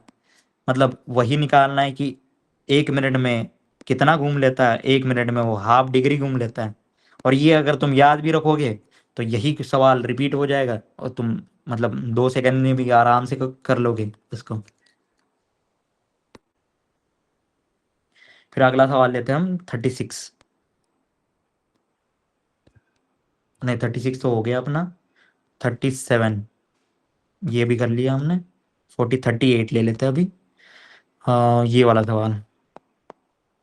The calendar for the year 2025 same for, मतलब हमें पूछा कि 2025 में जो कैलेंडर होगा वो सेम किस में होगा। तो सिंपल जी सवाल, सिंपल सा क्वेश्चन है, बहुत सिंपल है। एक साल में कितने दिन हो गए? 365। एक हफ्ते में कितने दिन हो गए? 60। क्योंकि डे डे रिपीट करना है। जैसे देखो, संडे 1 तारीख को संडे आना चाहिए, समझ लो 1 तारीख को संडे आ रहा है 2025 में, तो 1 तारीख को संडे आना चाहिए, फिर वो वही कैलेंडर हम यूज कर सकते हैं फिर से। ये सिंपल बेसिक है इसमें, कि 1 जनवरी को फिर से संडे आएगा, तभी उसी साल हम ये 2025 वाला कैलेंडर यूज कर सकते हैं। कंसिडर मैं बता रहा हूँ। तो 365 डिवाइडेड बाय 7 होते हैं, तो ये आ जाएगा 52। मतलब रिमाइंडर कितना बचा? एक। मतलब हर साल में 52 वीक होते हैं प्लस एक डे होता है। वो एक डे अगर 52 वीक होते तो भाई हर हर साल वाला कैलेंडर सेम ही रहता, क्योंकि 52 वीक है। वही रिपीट होके वही 364 होना है, और वही डे रिपीट होना है। सिंपल सी बात है। तो लेकिन हमें एक एक के कारण एक डे आगे चला जाता है, इसके कारण कैलेंडर बदलना पड़ता है।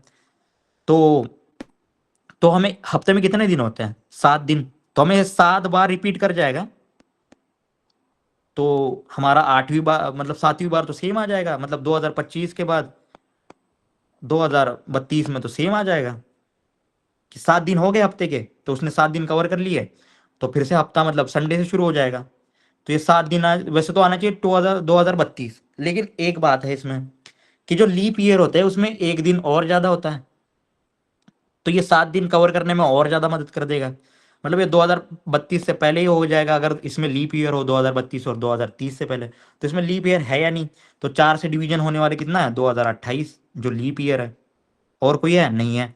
तो और जल्दी कंप्लीट हो जाएगा, मतलब 2031 में ही हम कैलेंडर यूज कर सकते हैं 2025 का। समझ गए? समझ गए बेसिक। 365 दिन होते हैं, एक दिन एक्स्ट्रा होता है। एक दिन के कारण हमें कैलेंडर चेंज करना पड़ता है। अगर 364 होते तो हमें कैलेंडर चेंज ही नहीं करना, मतलब डे के लिए। मतलब वो तो अलग बात है कि किस दिन आता है, वो हमारे अलग डेट से आती है। फिर हमारा कैलेंडर अलग होता है, इंग्लिश कैलेंडर अलग होता है, वो भी है। लेकिन डेट के लिए, मतलब डे के लिए, मतलब 1 जनवरी को संडे आ रहा है, तो अगले साल भी समझ लो संडे आना है। मतलब कौन से साल में संडे आएगा? तो 7 दिन कवर करने के बाद संडे आएगा। 7 दिन 7 साल में कवर हो जाएंगे, लेकिन ये जो लीप ईयर हो वो पहले कवर करवा देगा, तो ये 2031 में आ जाएगा। इतना सिंपल है सवाल, मतलब इस सवाल में तो कुछ है ही नहीं, बहुत सिंपल है। फिर आएगा 45। 45 देखो ये वाली कॉम्बिनेशन वाला ही सवाल है, मतलब एक बेसिक अप्रोच बता देता हूँ मैं, मतलब बहुत सिंपल सवाल है। तुमने भी कैलकुलेट किया होगा, लेकिन तुमने थोड़ा सा टाइम ज़्यादा लिया होगा, या कैलकुलेशन में कहीं इधर उधर करके थोड़ा सा कंसंट्रेशन मिस हो गया, गलती कर दी हुई, तो वो गलत ना हो, इसलिए मैं सिंपल सा बता देता हूँ। What is number of fives used in numbering of 260 page book. तो सिंपल है कि पाँच किस किस नंबर पे है, 260, इसमें पाँच किस पे आएगा, एक तो यूनिट प्लेस पे आएगा, एक तो ये टेंथ के प्लेस पे आएगा पाँच, पाँच एक्स ऐसे मान लेते हैं कि ये पता नहीं है, और एक्स, और यहाँ भी एक्स है, और यहाँ भी एक्स है। ये एक तो यूनिट प्लेस में आएगा, एक तो टेंथ के प्लेस में आ जाएगा। पास दो जगह आ सकता है, क्योंकि ये 100 प्लेस में नहीं आएगा, क्योंकि 260 पेज है, तो 500 वाला तो सीरीज है ही नहीं। तो सिंपल सी बात है, एक यूनिट प्लेस पहले कैलकुलेट करो, यूनिट प्लेस में 5 बार कितनी बार आएगा, और फिर कैलकुलेट करो पाँच टेन प्लेस में कितनी बार आएगा, वो आंसर आ जाएगा तुम्हारा। तो देखो, दो कंडीशन है, दोनों के अलग अलग कैलकुलेट करो और दोनों के ऐड कर दो, इतनी सिंपल है। तो मैं बता रहा हूँ, पहले बता रहा हूँ, पाँच यूनिट प्लेस में कितनी बार आएगा, लास्ट वाला डिजिट पाँच कितनी बार आएगा, इतना सिंपल।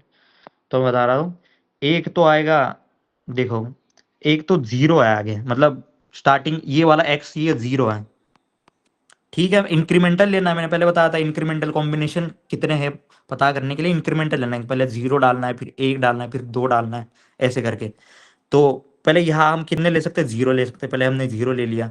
फिर यहाँ कौन सी वैल्यू ले सकते हैं, यहाँ हम जीरो ले सकते हैं, हाँ जीरो ले सकते हैं, 005 पेज नंबर 5 हो गया। फिर यहाँ हम एक ले सकते हैं, एक ले सकते हैं। फिर यहाँ दो, हम कहाँ तक ले सकते हैं, 0 से 9 ले सकते हैं, मतलब हम कितने नंबर ले सकते हैं, ये 10 नंबर ले सकते हैं। 0 से 9 कितने नंबर हो गए, 10 नंबर हो गए। तो वही एक के लिए हम 0 से 9 फिर से लेंगे, ये कितने नंबर हो गए, 10 नंबर हो गए। फिर हम दो के लिए, दो के बाद यहाँ जीरो डाल सकते हैं, दो टू जीरो, दो जीरो पाँच, उसमें भी पाँच आ जाएगा, तो जीरो आ गया, जीरो एक आ गया, दो आ गया, तीन आ गया, चार आ गया, पाँच आ गया। तो जीरो से कितने ले सकते हैं, पाँच आ सकते हैं, पाँच तक ले सकते हैं, छः ले ही ले सकते हैं, क्योंकि वो आ गया 265, वो 260 के ऊपर चला जाएगा। तो ये कितने हो गए, छः नंबर, ये 6 नंबर हो गए। तो ये 6 नंबर हो गए, मतलब जब जीरो यहाँ है 100 प्लेस पे, तो कितने हो गए, 10। जब एक 100 प्लेस पे है तो 10 हो गए, और जब 200 प्लेस पे है तो 6 हो गए। तो 6 हो गए कितने, 26, ये हो गए। फिर अब निकालो कि 10 प्लेस पे कितनी बार आ सकता है। तो देखो 10 प्लेस में, यहाँ पहले इसको पकड़ लेते, जीरो, ठीक है, तो जीरो पकड़ लिया। तो इसमें आ सकता है, जीरो आ सकता है, 0 से 9 आ सकते हैं, कोई भी नंबर, 0 से 9, मतलब ये 10 आ गए। फिर यहाँ 100 प्लेस में एक पकड़ लिया हमने, तो वो 0 से 9 आ सकते हैं फिर से यहाँ, तो 0 से 9, तो ये फिर से आ गया 10, ठीक है। फिर यहाँ दो आ सकता है, दो आ सकता है, फिर यहाँ हम जीरो, दो, दो पूरा आ सकता है, इसमें 0 से 9 आ सकते हैं, हाँ हाँ, 250 से 259 तक आ सकते हैं, 0 से 9 फिर से आ सकते हैं, मतलब ये 10 हो गए, ये 10 10 10, ये 30 हो गए, मतलब 10 प्लेस पे पाँच 30 बार हम यूज करेंगे, और यूनिट प्लेस पे हम करेंगे 26 बार, और टोटल कितनी बार करेंगे, तो 56 बार। इतना सिंपल कैलकुलेशन के लिए, मतलब तुम्हें बेसिक कैलकुलेशन में गलती ना हो, इसके लिए हम पहले 10 प्लेस में निकालेंगे, धीरे धीरे इंक्रीमेंटल, पहले 100 प्लेस को जीरो मानेंगे, फिर 100 प्लेस को वन मानेंगे, ऐसे करके। तो कॉम्बिनेशन कैसे निकालने हैं टोटल, ये बता रहा हूँ मैं, और ये तुम्हें बहुत हर एग्जाम्पल में काम में आएगा बाद में अप्रोच। तो ये भी बहुत सिंपल था, मतलब हार्ड वाले क्वेश्चन है ही नहीं तुम्हारे पेपर में, सिर्फ मैं एक एक करके बता रहा हूँ। अब तक हमारे बहुत सारे सवाल हो गए, और हमें एक भी हार्ड क्वेश्चन नहीं मिला इसमें, मतलब हार्ड क्वेश्चन है ही नहीं पूरे इस पेपर में। तो बताता हूँ, तो अभी ये वाला क्वेश्चन, तो हमें पूछ ले कि फर्स्ट 28 टर्म्स, तो हम सोच लेंगे यार, एक तो 28 टर्म्स निकालो इस सीरीज के, फिर हर एक नंबर के ऐड करो एक एक करके, तो यार कितना टाइम लग जाएगा। तो हम ये सोचेंगे यार ये तो बहुत बड़ा सवाल है, बहुत हार्ड है, हम नहीं करेंगे। तो मैं बताता हूँ कि ये बहुत आसान सवाल है, कितना आसान, क्योंकि हम सीरीज निकालेंगे तभी कैलकुलेट कर लेंगे। देखो, ये पहले आ गया वन, फिर पहले उसके बाद आ गया 1 2, मतलब 1 2, उसके बाद आ गया 1 3, 1 3 2, 1 3 2 3 2, हाँ, इसमें है, ये सीरीज देखोगे तुम पहले एक को अलग कर दोगे तो ये टर्म हो गया, पहले एक फिर एक, फिर दो आ गया, फिर दो के बाद एक आ गया, फिर तीन आ गया, फिर तीन के बाद दो आ गया, फिर एक आ गया, तीन दो एक, ठीक है। ओके, फिर चार आ गया, फिर तीन दो एक, फिर पांच आ गया, चार तीन दो एक। ये ऐसे सीरीज है सिंपल, मतलब। और इसके आगे सबसे आगे आ गया एक, यहाँ लिख दिया मैंने, फिर एक आ गया, फिर से, सॉरी ये एक तो हमने पकड़ लिया पहले, ये ये एक आ गया, फिर ये एक आ गया, फिर दो एक, फिर तीन दो एक, फिर चार तीन दो एक, फिर पाँच चार तीन दो एक। इतनी सिंपल सी सीरीज है। तो पहले 28 टर्म्स का वो करने के लिए निकाले, तो ये हम ये देख रहे हैं कि यहाँ से जो है वो इंक्रीमेंटल बढ़ा है, धीरे धीरे करके पूरा इंक्रीमेंटल बढ़ा है। तो देखो, इसमें और इसमें कितना डिफरेंस है, इसमें एक का डिफरेंस है, इसमें दो ऐड हो जाते हैं, इसमें तीन ऐड हो जाते हैं, इसमें चार ऐड हो जाते हैं, इसमें पांच ऐड हो जाते हैं। तो देखो हर स्टेप का अलग अलग से सम निकालो, तो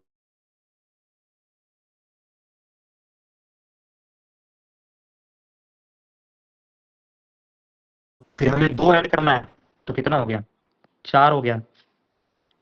तो फिर हमें सिर्फ इसमें तीन ऐड करना है, तो कितना हो गया, सात हो गया।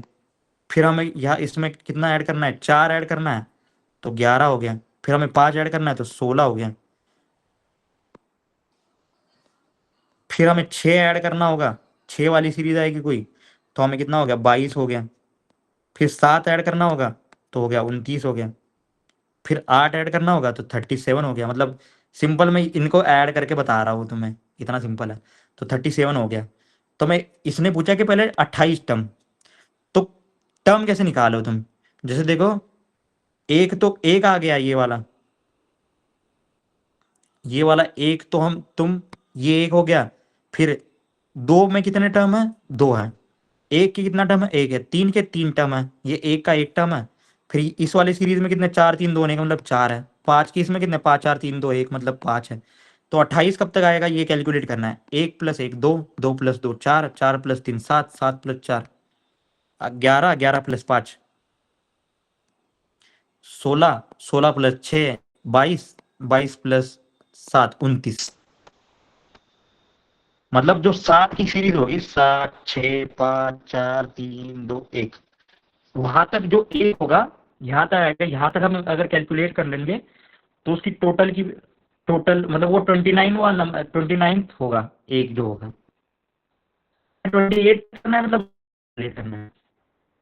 तो हमने हमने इस सीरीज इसका एक जो है उसका एक ही कर दिया। जो दूसरा वाला एक है उसको भी एक ही है, तो एक एक। फिर ये है, इसकी सम आ गई, तीन आ गई। फिर इसकी आ गई, छः आ गई। फिर इसकी आ गई, कितनी आ गई, 10 आ गई। फिर पाँच के साथ आएगी, 15 आएगी। फिर छः के साथ आएगी, 21। और सात के साथ आएगी, 28। तो हमें सिर्फ क्या करना है, जो 28 है उसमें इनकी ऐड करनी है, और इसमें से एक माइनस कर देना है। एक प्लस एक दो, दो प्लस तीन पाँच, और छः 11, 11 और 10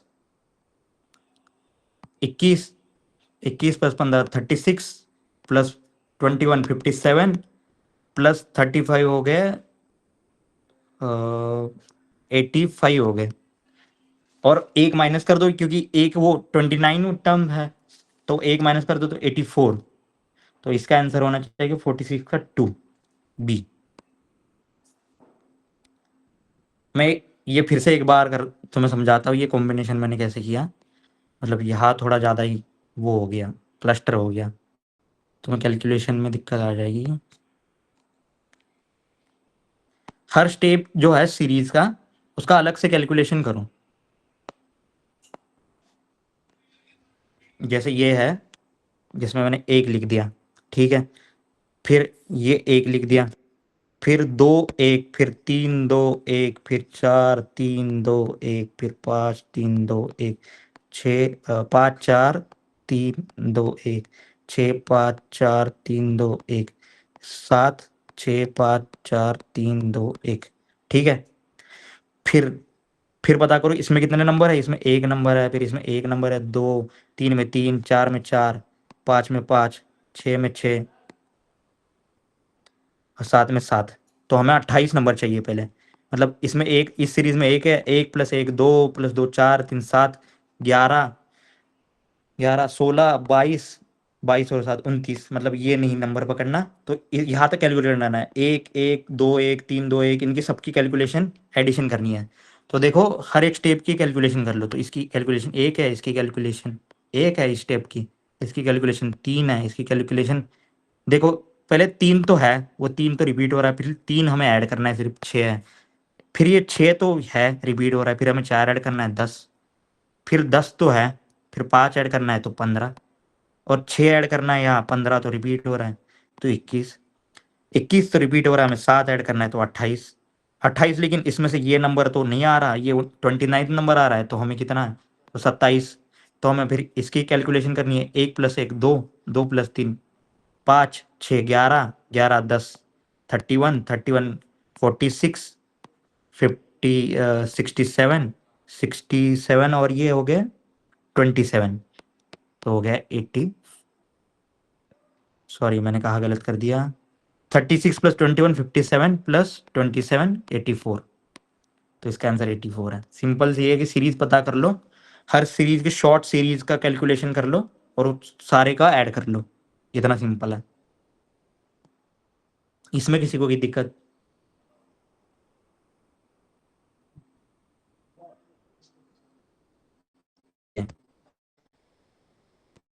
फिर मैं अगले वाला सवाल लेता हूँ अभी। मतलब सारे सवाल इतने आसान है कि 46 का हमने कर लिया, 46 कर लिया, फिर अभी ले लो 48। 48 तो बहुत आसान सवाल है। मतलब इसमें तो बेसिक है कि तुम जो एडिशन करते हो ना उसी को बता दिया है, लेकिन वही अलग तरह से बता दिया है कि तुम करते ही हो एडिशन दो नंबर की, लेकिन ये तुम्हें कंफ्यूज कर देगा कि एकदम से हम एडिशन ही कर रहे हैं, ये क्या कर रहे हैं। देखो sum of two digit number A B, इसने तो ये भी बता दिया एक नंबर ए बी है उसकी, और प्लस सी डी, इसकी सम है 1 CE, 1 C where letter A B C D denote distinct digit, मतलब अलग अलग डिजिट को डिनोट करते हैं। What is the value of A? तो हमने ए की वैल्यू पूछी है। तो देखो हम जब एडिशन करते हैं किसी भी नंबर की, समझ ले, तो यहाँ एक नंबर आएगा और आगे समझ लो अगर ये 10 से बढ़ जाता है तो आगे क्या क्या जाएगा, कैरी कितनी जाएगी, 0 या 1 ही जाती है। क्योंकि यहाँ मैक्सिमम नंबर कितना हो सकता है डिजिट प्लेस में, यूनिट प्लेस में 9, यहाँ 9 हो सकता है। तो कैरी फॉरवर्ड कितना हो जाएगा, एक हो जाएगा, 9 9 18, तो 8 रहेगा, कैरी फॉरवर्ड एक हो जाएगा। या समझ लो लीस्ट नंबर क्या क्या हो सकता है, 0 0, मतलब 0 कैरी फॉरवर्ड कुछ नहीं हुआ, 0। तो मतलब कैरी फॉरवर्ड हमें तो 0 हो सकता है, एक हो सकता है, ठीक है। तो बी भी बतानी है, डी भी बतानी है, तो ई कुछ भी आ सकता है, हमें इससे कुछ लेना देना नहीं है। तो हमें क्या पूछा गया है कि ए की वैल्यू क्या आएगी। तो बी डी कुछ भी आए, एक तो पता है कि बी डी कुछ भी आ जाए, तो एक तो कैरी में आगे फॉरवर्ड क्या हो जाएगा, 0 हो जाएगा ना, तो एक हो जाएगा। ये तो सिंपल एडिशन वाली बात है, जो हम सिंपल एडिशन करते हैं। तो 0 1, तो हमें टोटल ये कैलकुलेट करना पड़ेगा, 0 या 1, मतलब पहले कर लेते हैं कि 0 पकड़ लेते हैं, 1 पकड़ लेते हैं कि 1 आया आगे फॉरवर्ड होके, 1 plus A plus C is equal to C, ऐसे हो जाएगा। इज इक्वल टू सी, या सी के आगे 1 हो जाएगा, 1 C। मतलब समझ लो एक तो हो जाएगा, समझ लो यहाँ 3 है और यहाँ भी 3 आना पड़ेगा, मतलब एक तो 13 आ जाएगा क्योंकि एक फॉरवर्ड हो जाएगा, या फिर तो सिर्फ 3 आ जाएगा, मतलब 0 3 आ जाएगा, फॉरवर्ड आगे 0 चला जाएगा। तो मतलब एक तो 3 नहीं तो 13, ठीक है। तो किसी नंबर में तुम किसी नंबर को ऐड कर देते हो, अगर वो नंबर 0 नहीं है तो तुम्हें ये पता नहीं चलेगा कि आगे जाएगा या नहीं, मतलब फॉरवर्ड अगर वही नंबर आएगा या नहीं। तो यहाँ अगर 0 नहीं होगा, ए इज इक्वल टू 0 नहीं होगा, तो ये आगे फॉरवर्ड होगा ही नहीं, समझ रहे हो। और ए के जगह दूसरा नंबर पकड़ लो, लेकिन लेकिन एक चीज यहाँ है, यहाँ आगे एक फॉरवर्ड हो चुका है, मतलब ये है कि इसमें कुछ ऐड करने के बाद ए तो 0 नहीं हो सकता, क्योंकि किसी नंबर में तुम 0 कर दोगे ऐड, या +1 कर दोगे तो वो नंबर एक तो जीरो करने पे ही ऐड वो बन जाएगा, C plus zero is equal to C हो जाएगा। लेकिन A is equal to zero नहीं है, क्योंकि अगर जीरो होता तो फॉरवर्ड कुछ नहीं होता, आगे आगे नहीं जाती। तो आगे यहाँ बताया कि 1C है नंबर, तो आगे गया मतलब ए तो जीरो नहीं है, एक तो पता चल गया ए तो जीरो नहीं है। ठीक है, तो ए क्या क्या हो सकता है? तो सिंपल सी बात है, ए अगर किसी संख्या में आप क्या मिला लोगे तो वही संख्या आ जाएगी। समझ ले 3 है, प्लस तुम 10 मिला लोगे तो 13 आ जाएगी, मतलब यूनिट प्लेस वही आ जाएगी फिर से। तो 3 है तो 10, तो एक तो जीरो मिला लो, नहीं तो 10 मिला लो, तो 10 तो मिला मिला सकने के लिए ए तो 10 नहीं रख सकते। तो समझ लो फॉरवर्ड क्या आए है, पीछे से एक आया है, तो मतलब ए की जगह कितना हो सकता है, 9। समझे नहीं समझे तुम? अगर फॉरवर्ड जीरो आता है तो फिर इसको सी बनाने में सी प्लस जीरो प्लस क्या होना चाहिए, यहाँ 10 होना चाहिए, नहीं तो जीरो होना चाहिए। 10 तो ये हो नहीं सकता, जीरो भी हो नहीं सकता, क्योंकि जीरो होगा तो फॉरवर्ड एक नहीं होगा, तो ए इज इक्वल टू जीरो होगा। तो फिर फॉरवर्ड हो, समझ ले एक आ गया, तो फिर सी बनाने में कितना बनाना पड़े, 10। ए इज इक्वल टू टोटल इनका 10 आना चाहिए, तो ए 1 हो गया, ये फॉरवर्ड एक आ गया तो ए 9 होना चाहिए, तभी आगे एक चला जाएगा, तो ए इज इक्वल टू 9। सिंपल, मतलब हमारी कैलकुलेशन ही वाली बात है कि किसी नंबर में आप 10 को मिला लो तो यूनिट प्लेस वही रहेगी, फॉरवर्ड एक चला जाएगा, यही बता रहा है ये सिंपल रूल। समझ में आ गया सबको? ठीक है, ये कैरी वाला तो समझ में आ गया कि कैरी, ये सिंपल सी बात है, यहाँ सिर्फ बताना चाहते हैं कि अगर तुम एडिशन करते हो तो कैरी हो जाती है, मतलब कैरी फॉरवर्ड होता है, 0 या 1 होता है, यही। और यही इसी पे ये क्वेश्चन बना दिया इन्होंने। दिखने में मुश्किल लग जाता है, लेकिन बहुत आसान है, मतलब देख के ही तुम सॉल्व कर सकते हो, पेन पेन भी यूज करने की जरूरत नहीं है। फिर आ गया 60 नंबर क्वेश्चन।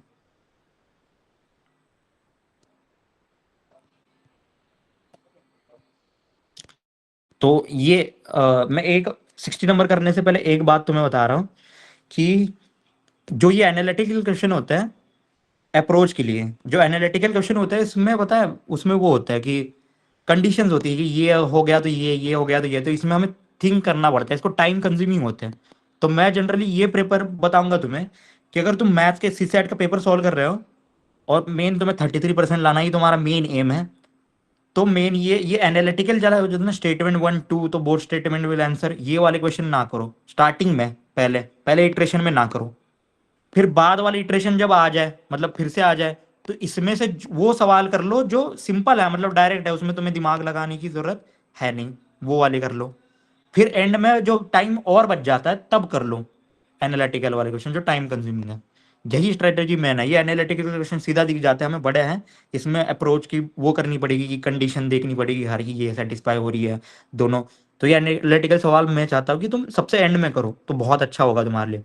तो मैं बताता हूँ ये वाला, ये 60 क्वेश्चन जैसे हमने पहले इटरेशन में कर लिए, सिंपल वाले सवाल सारे कर लिए, फिर एनालिटिकल में सिंपल ढूंढने की क्वेश्चन पढ़ के पता चल जाएगा। इसमें इतना सिंपल क्वेश्चन है कि तुम पढ़ के स्टेटमेंट सीधा बता सकते हो, what is the time required to download the software, the size of software is 12 MB है, और पहले स्टेटमेंट 1 है ये, तो ट्रांसफर रेट है 2.4 KB/सेकेंड, KBPS है। ठीक है, तो 12 MB का होगा तो 12 MB को तुम KB में डिवाइड वो कर लोगे, और पर सेकेंड का रेट दिया हुआ है, तो तुम डिसाइड कर लोगे कितने टाइम ये डाउनलोड हो जाएगा। मतलब ये तो दोनों स्टेटमेंट जब मिल जाएंगे तो तुम आंसर निकाल लोगे। ठीक है, एक स्टेटमेंट से निकाल सकते हो, उसकी साइज दे दी 12, तुम्हें पता ही नहीं कि स्पीड कितना है तुम्हारा डाउनलोड का, कितना 1 सेकंड में कितना डाउनलोड कर लेता है, तो तुम ये निकाल नहीं सकते कि 12 MB वाला कितने में सेकंड, सिर्फ रेट दे दिया कि 12 इतना इतने स्पीड से डाउनलोड कर सकता है, तुम्हें पता ही नहीं कि सॉफ्टवेयर कितना बड़ा है, तो भी नहीं निकाल सकते।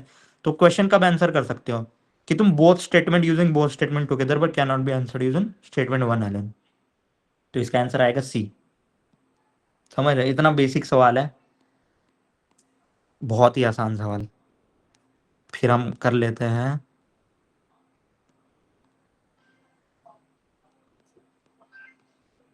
ये 75 वाला क्वेश्चन। इसमें तो भाई मतलब कुछ है ही नहीं, यहाँ बोला है कि A+B मीन्स A-B, मतलब प्लस अगर आए तो उसको माइनस पकड़ लो, माइनस आए तो मल्टीप्लाई पकड़ लो, अगर मल्टीप्लाई आए तो उसको डिवीजन पकड़ लो, डिवीजन आए तो फिर से एडिशन पकड़ लो। तो इस वाले ऑपरेटर्स को इस वाले ऑपरेटर से इंटरचेंज कर दो इस इक्वेशन में। प्लस आया तो माइनस कर ले लिया, माइनस आ गया तो इंटू ले लिया, तो इंटू आ गया तो डिवीजन ले लिया, डिवीजन आ गया तो प्लस ले लिया। हाँ मतलब 50 प्लस 25। फिर सिंपल सा रूल तुम्हें बेसिक में भी पढ़ाएगा, बॉड मास करके रूल होता है। पहले ब्रैकेट करो, फिर डिवीजन करो, फिर मल्टीप्लिकेशन, एडिशन, सब्ट्रैक्शन, सिंपल सी बात।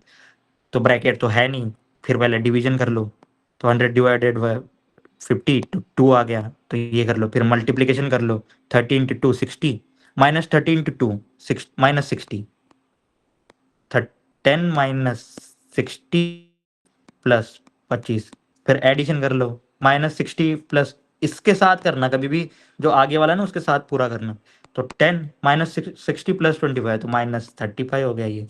तो 10 माइनस 35 हो गया, माइनस 25 हो गया, तो आंसर इसका minus 25।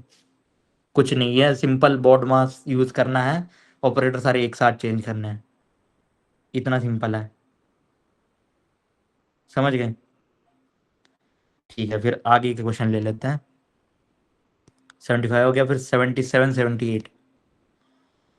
Certain code A B C D is written at 24। तो भाई सिंपल सी बात है, ए बी सी डी के ये जो लेटर्स ये होते हैं ना, उनकी सीरीज का नंबरिंग ही कर दो। ए बी सी डी को 1 2 3 4, ई एफ जी एच को हो गया 5 6 7 8, आई जे के एल को हो गया 9 10 11 और 12। तो इसने पूरे A B C D, A B C D 24 है, 2 इंटू 3 इंटू 4 कर दिया इन्होंने, 24 आ गया। तो ई एफ जी एच क्या हो गया, ई इंटू एफ इंटू जी इंटू एच करके देख लो कि अगर 1680 आ रहा है तो हमारा जो कर रहा है वो सही है। 5 इंटू 6 30, 30 इंटू 7 हो गया 210, 210 इंटू 1680, मतलब हमने जो करा है वो सही है। तो आई जे के एल को मल्टीप्लाई करो, 9 इंटू 10 इंटू 11 इंटू 12। तो अगर देखो 10 से मल्टीप्लाई करना किसी से भी सबसे इजी है, तो 10 से सबसे एंड में मल्टीप्लाई करो। तो 9 इंटू 11 हो गया 99, ये भी सिंपल है, इंटू 12। ठीक है, और उसमें एक बार जीरो ऐड कर दोगे तो फाइनल आंसर बन जाएगा 12। तो 12 इंटू 9 हो गया 108, 108 तो 10 आ गया, 12 इंटू 9 108 तो हो गया 118। फिर उसको जीरो जोड़ दो तो ये हो गया 11,880। इतना सिंपल, मतलब पेपर ही ऐसे बना दिया है कि कोई भी आसानी से पास हो जाए, इतना सिंपल है। अप्रोच जाननी है सिर्फ। फिर यही वाला सिंपल ले लो, top is written as a top. ये टॉप को टी को आगे ले लिया, पी को बीच में ले लिया, मतलब उल्टा कर लिया सीधा, और उसके आगे ए जोड़ दिया। Trap is written as apart, अब ये इसके आगे ए जोड़ दिया और पहले लास्ट वाले के ई लिख दिया, फिर ए लिख दिया, फिर आर लिख दिया, फिर लिखे अपार्ट बन गया। तो वही ए को आगे लिख दो, फिर लास्ट से लिखना शुरू कर दो, A N E R A. तो ये देख लो ऑप्शन में कौन सा है, ये है। तो इतना सिंपल, मतलब डायरेक्ट सवाल, कुछ है ही नहीं इसमें, मैथ्स ही नहीं है। सीसैट में मतलब कोई मैथ्स वाला क्वेश्चन है ही नहीं इतना। ठीक है, अब मैं थोड़ा सा आ जाता हूँ हार्ड पे लेवल पे। तो मतलब हार्ड नहीं है, मतलब टाइम कंज्यूमिंग भी नहीं है, एक बार कंसेप्ट तुम समझ लोगे और इस टाइप के 2 4 प्रॉब्लम तुम सॉल्व कर लोगे तो तुम सब कुछ सॉल्व कर सकते हो, इतना बेसिक है। तो मैं अब आ जाता हूँ एक टाइम वाला सवाल पे, टाइम वर्क पे, 7 नंबर क्वेश्चन। इसमें आ गया, certain number of men can complete a piece of work in 6 K days. तो मैं बता रहा हूँ, एक कंसेप्ट बता रहा हूँ बेसिक तुम्हें पहले। जैसे देखो, कोई काम है, जैसे काम पकड़ लेते हैं, किसी को स्टेयर केस बनानी है, उसमें 12 स्टेयर्स है, मतलब स्टेप्स हैं। तो एक स्टेप को ना, मतलब तुम किसी वर्क को डिवाइड कर लो कि एक यूनिट को कर लो, मतलब एक स्टेप मतलब एक यूनिट है। तो समझ लो एक आदमी एक दिन में एक स्टेप बना लेता है, ठीक है। तो इसको कितने दिन लगेंगे पूरी स्टेप बनाने में, मतलब स्टेयर केस बनाने में? तो 12 दिन लगेंगे, 12 स्टेप्स है क्योंकि स्टेयर में। दो आदमी होंगे तो कितने दिन लगेंगे? 6। तो हमने यूनिट ऑफ वर्क तो डिसाइड कर लिया कि यूनिट 12 है, 12 यूनिट काम करना है। तो 2 आदमी करेंगे तो 2 इंटू 6 12 हो जाएंगे, 6 दिन लग जाएंगे। तो सिंपल सा क्या है कि हमने यूनिट निकालने, कितनी यूनिट काम कर दी इसने। और एक काम के लिए जैसे स्टेयर बनानी है, उसमें 12 स्टेप्स हैं, तो उसका यूनिट जो होगा 12 वो सेम रहेगा हर बार। कि 3 बंदे काम करे तो भी यूनिट 12 ही यूनिट काम करने हैं, उसको 12 ही स्टेप्स बनाने हैं, और 4 बंदे काम करे तो भी 12 ही बनाने हैं। तो देखो यूनिट इज इक्वल टू क्या, यूनिट जो होता है वो सेम होता है एक वर्क का। ये तो बेसिक रहा कि एक यूनिट यूनिट सेम रहेगा, कितने यूनिट काम करना है वो तो सेम रहेगा।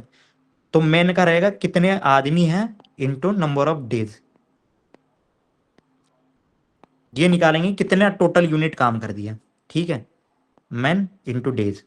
तो अब सिंपल सी बात है, man into days a certain number of, यहाँ परसेंटेज आ गया तो मैंने परसेंटेज में बताया कि 100 मान लेना है। A certain number of man तो हमने मान लिए 100 आदमी।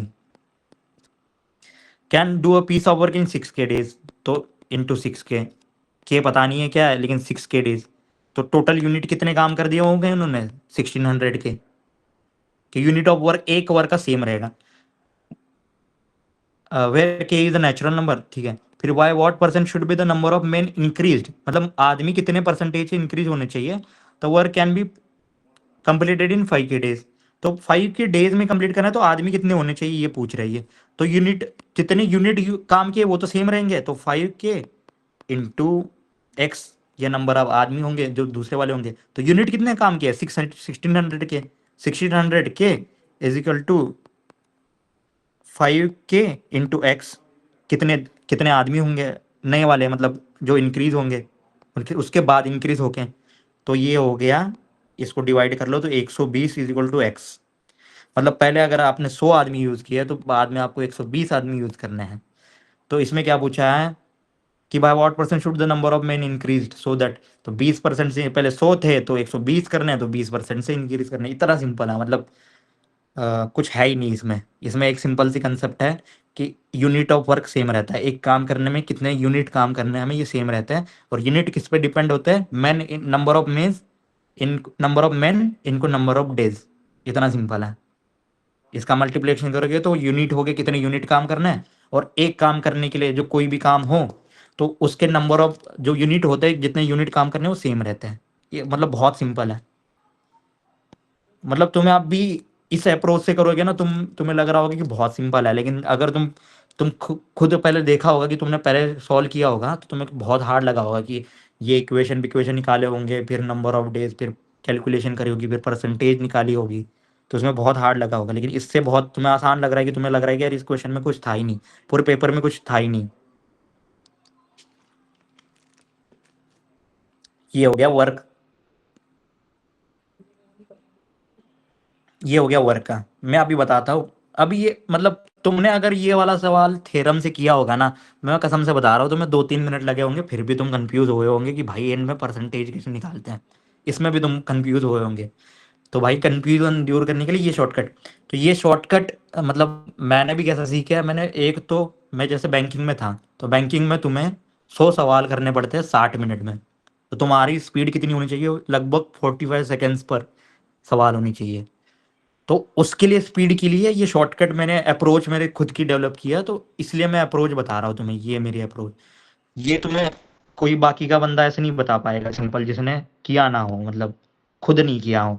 और क्योंकि बंदा लोगों को अप्रोच भी पता होती है लेकिन वो बतानी नहीं आती कि उन्होंने कौन सी अप्रोच यूज की है। तो तुम एक अप्रोच कर समझ जाओगे और 2-3 बार इसी टाइप के सवाल कर लोगे ना, और सवाल वही टाइप रिपीट होते हैं। एक बार तुम एक पेपर सॉल्व कर लोगे ना पीआईटी वाला मेरे साथ, और 2-4 फिर दूसरे पेपर में बोलोगे कि सर वही वही क्यों पढ़ा रहे हो तुम, आप बोर कर रहे हो, तो कितने कॉन्फिडेंस हो जाओगे, मतलब फेल होने के चांसेस ही नहीं है कोई।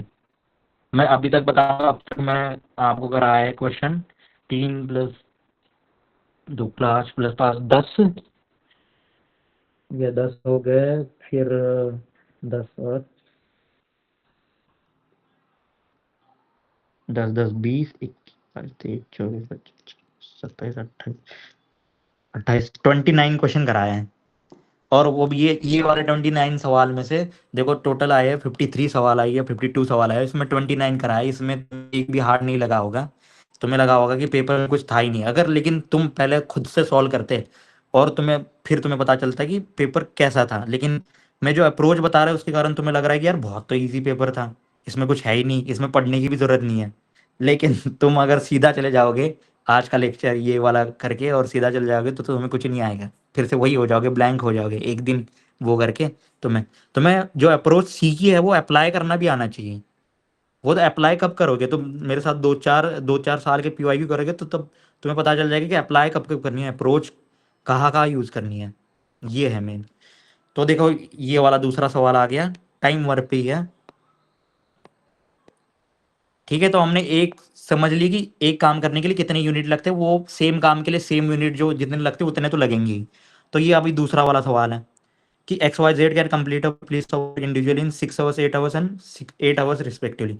तो इसमें बताया कि एक्स जो है 6 घंटे में एक काम पूरा कर लेता है, वाई जो है जो 8 घंटे में काम कर लेता है, और जेड जो है जो 8 घंटे में काम कर लेता है। तो aware only 1% at a time can work in each our and nobody can work for 2 consecutive hours. मतलब एक एक आवर में एक ही बंदा काम कर सकता है और दो एक साथ नहीं काम कर सकते। और एक मतलब समझ लो 1 घंटा काम कर लिया, वो बंदा दूसरे घंटे काम नहीं करेगा लगातार, 2 घंटे नहीं करेगा। ऐसा ही कंडीशन। और सारे को इंगेज करना है, मतलब एक्स को भी यूज में लाना है, वाई को भी यूज में लाना है, जेड को भी यूज में लाना है। एक एक बार क्यों ना हो लाना ही है।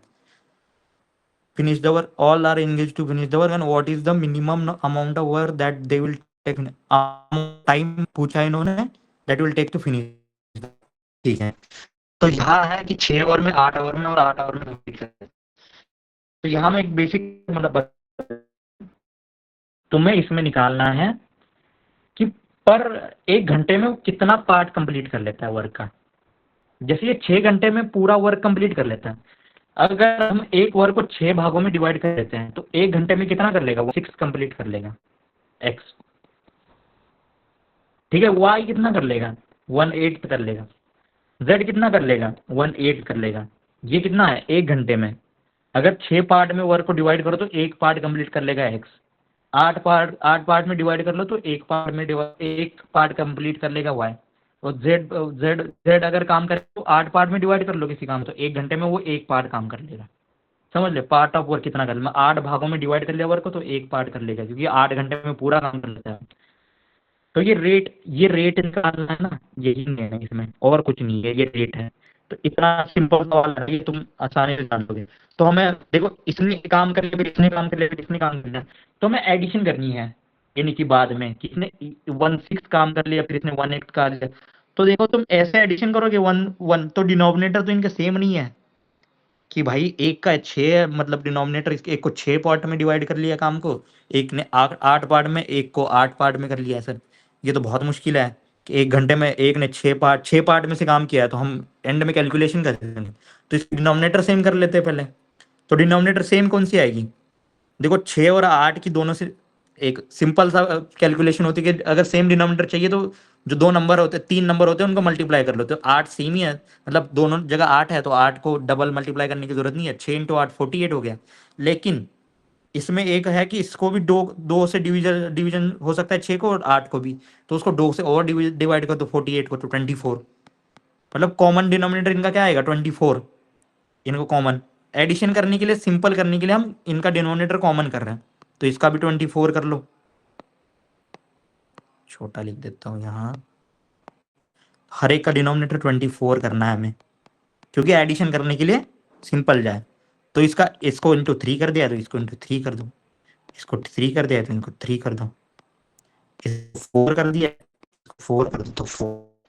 तो 24 पार्ट को डिवाइड कर लो तो 1 घंटे में एक्स कितना काम कर लेता है, 4 पार्ट उसमें से कर लेता है।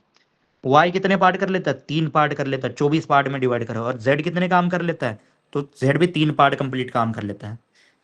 तो अब आ जाते हैं सवाल पे, मेन सवाल पे। तुमने 1 घंटे में कितना निकाल लेता है।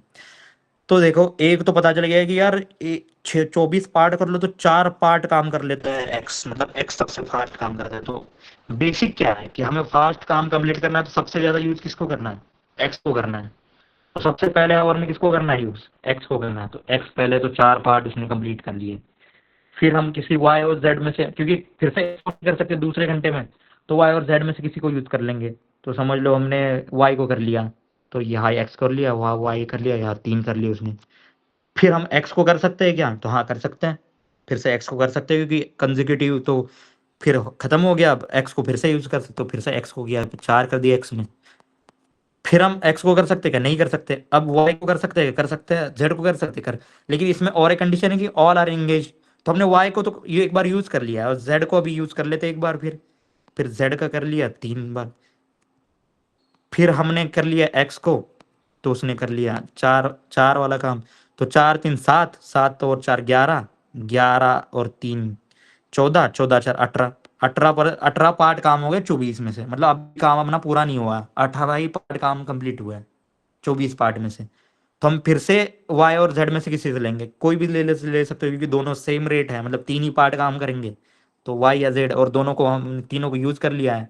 तो जेड ले लो, एक वाई ले लो, तो वाई में ले लेता हूँ तो 3। तो ये हुए 21 पार्ट कंप्लीट हो गए। फिर हम फिर से एक्स को ले लेंगे, एक्स को ले लेंगे तो 4 पार्ट कंप्लीट कर लेगा, तो 25 हो गए। ठीक है, 25 हो गए। लेकिन हमारे पार्ट कितने हैं? 24। और ये एक्स, मतलब 1 घंटा अगर वो पूरा यूज कर ले तो कितने पार्ट काम कर रहा है वो? 4। मतलब वो 25 पार्ट तक कर रहा है, लेकिन हमारे पार्ट तो 24 ही है। 24 पार्ट में हमने डिवाइड कर लिया वर्क को, 24 पार्ट में डिवाइड कर लिया, तो हमें 24 ही पार्ट करना। तो मैं बता रहा हूँ कि 25 हुआ, तो यहाँ तक के आवर्स कैलकुलेट कर लो। तो 1 2 3 4 5 6 घंटे तो इन्होंने काम कर लिया। 6 घंटे काम करने के बाद इन्होंने कितने कंप्लीट कर ले? 21 पार्ट कंप्लीट कर लिया। अभी 3 पार्ट बच गए। तो 6 तो आ गया हमारा, कि 6 के बाद मतलब 7वां आवर पूरा नहीं लगेगा, 7वां घंटा, क्योंकि एक्स फास्ट काम करता है। तो उसमें कुछ मिनट वो बचाएगा। तो कितने मिनट बचाएगा ये कैलकुलेट करना है अभी। तो वही कंसेप्ट है सेम, कि अभी बचे हैं 3 पार्ट बचे हैं 24 में से काम करना, और हमें एक्स को डिप्लॉय कर दिया है। ठीक है, तो एक्स कितने काम कर लेता है? 4 कर लेता है 24 में। 24 मतलब 1 घंटे में 4 कर लेता है। तो हमने देखो मिनट का निकालना है अब सिंपल मैंने बताया कि मैंने तो आवर का बता दिया ये, कि आवर में 4/24 कर लेता है काम। तो देखो, ये जो एक्स है, जो 6 घंटे में काम पूरा कर लेता है। 1 घंटे में कितने मिनट होते हैं? 360। तो एक्स है जो 360 मिनट में काम पूरा कर लेता है। तो हम अगर 360 पार्ट में डिवाइड कर लेंगे काम को, तो 1 मिनट में कितना काम कर लेता है? तो 1/360। इतना काम कर लेता है 1 मिनट में। तो भाई ये तो मुझे हमें काम करना है 3/24, 24 में से 3 पार्ट करना है। और वो 1 मिनट में 1/360 करता है। तो यार लेकिन मैं ये कैसे पता करूँ कि ये 3/24 कैसे? एक तो आपने ये 360 वाले में बता दिया, ये तो 24 वाले में है डिनोमिनेटर में। तो इसी को इसको कर लो 360 वाले में, तो 360/24 कर लो, तो देखना कितना आएगा। 24 1 24 25, मतलब 15 इंटू 15 करोगे, इसको इंटू 15 करोगे, तो हो गया 45/360। मतलब इसी पार्ट को 3/24 को मैं ऐसे भी लिख सकता हूँ कि 45 पार्ट्स ऑफ 360। मतलब 360 अगर पार्ट करेंगे, उसको 45 पार्ट कंप्लीट करना है। तो 1 मिनट में भाई ये एक काम कर लेता है, 360 में से एक पार्ट कर लेता है, तो 45 पार्ट करने में कितना मिनट लगेगा? उसको 45 मिनट लगेंगे। वो 6 मिनट, फिर ये 45 मिनट, 6 घंटे और 45 मिनट। समझ गए? क्या आप समझ गए सब? मतलब बहुत सिंपल है। हमें एक तो उसका रेट निकालना है कि 1 घंटे में वो कितने पार्ट करेगा। वर्क को पार्ट में डिवाइड कर लिया, और 1 घंटे में कितने पार्ट वो कंप्लीट कर देगा। और फिर हमारा आवर तक खत्म हो गया कि वो घंटे से भी कम में काम कर रहा है, तो हमें मिनट का निकालना पड़ेगा। तो हमने निकालना है कि 1 मिनट में वो कितना पार्ट काम कर रहा है। तो 1 मिनट में भी निकाल लिया वो कितने का पार्ट काम कर लेता है। फिर हमने वो 1 मिनट का और आवर का ऐड करके देख लिया, तो आ गया 6 आवर्स 45 मिनट्स। यही दो कंसेप्ट है। एक तो हमें रेट फाइंड करना है, अगर कितने आवर में काम कर रहा है, कितने मिनट में कर रहा है। तो हमने वर्क का आवर का रेट पता कर लिया कि 1 आवर में कितने पार्ट काम कर रहा है। फिर अगर मिनट का होगा तो मिनट का रेट पता कर लिया कि 1 मिनट में कितने पार्ट काम कर रहे हैं। और ये रेट वाली कंसेप्ट, और ये टोटल पार्ट वाली कंसेप्ट, यही दो कंसेप्ट है। यही कंसेप्ट काम में आती है। अगर यही तुम अगर मतलब सिंपल किसी बुक से कर लेते, या किसी बाकी इससे कर लेते, मतलब अगर किसी सॉल्यूशन में से देख के कर लेते, तो तुम्हें लगता है यार ये आ तो जा रहा है 1 2 बार, मैं जब वो थ्योरम देख के कैलकुलेशन में फॉर्मूला में डाल के कर रहा हूँ तो आ रहा है। लेकिन मुझे ये पता नहीं चल रहा कि मैं फॉर्मूला डाल क्यों रहा हूँ, कब डाल रहा हूँ। अगर क्वेश्चन चेंज हो जाए तो ये क्वेश्चन कोई भी चेंज हो जाए, लेकिन ये आंसर इसी टाइप से आएगा। रेट ही निकाल के आएगा तुम्हारा कि 1 मिनट 1 घंटे में कितना काम कर रहा है, 1 मिनट में कितना काम कर रहा है, यही निकाल के आएगा। तो ये इतना सिंपल है। तो मैं और एक अभी एंड वाला सवाल ले लेता हूँ। अभी तक हमारे हो गए लगभग 30 सवाल हो गए। 52 में से 30 सवाल हो गए, बहुत मतलब कोई हमें टाइम नहीं लगा। और ये सारे आसान ही सवाल है, ये तो तुम इजीली वो कर सकते हो। अब मैं और एक थोड़ा सा हार्ड सवाल ले लेता हूँ, इन्वेस्टमेंट पे है। 25 नंबर, मतलब एक बार तुम कंसेप्ट समझ जाओ इन्वेस्टमेंट की भी, वही वही का क्वेश्चन रिपीट होगा उसी टाइप का, मतलब एक कंसेप्ट पे ही। तो मैं इन्वेस्टमेंट वाला एक सवाल ले लेता हूँ, क्वेश्चन नंबर 25। तो ये सवाल है 25 नंबर।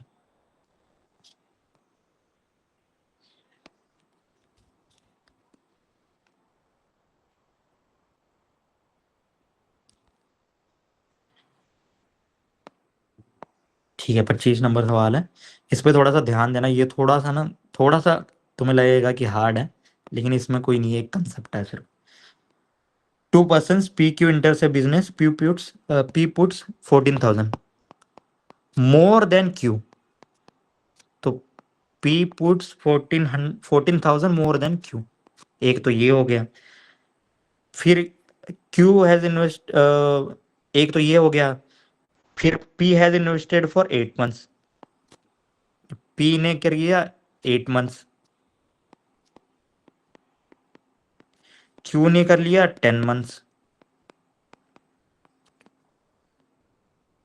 ठीक है, फिर P ने क्या कर लिया, P का जो प्रॉफिट है, जो मैं प्रॉफिट अभी P of profit of P है इज 400 मोर देन Q। तो Q का जो प्रॉफिट है, profit of Q plus 400 is equal to P profit.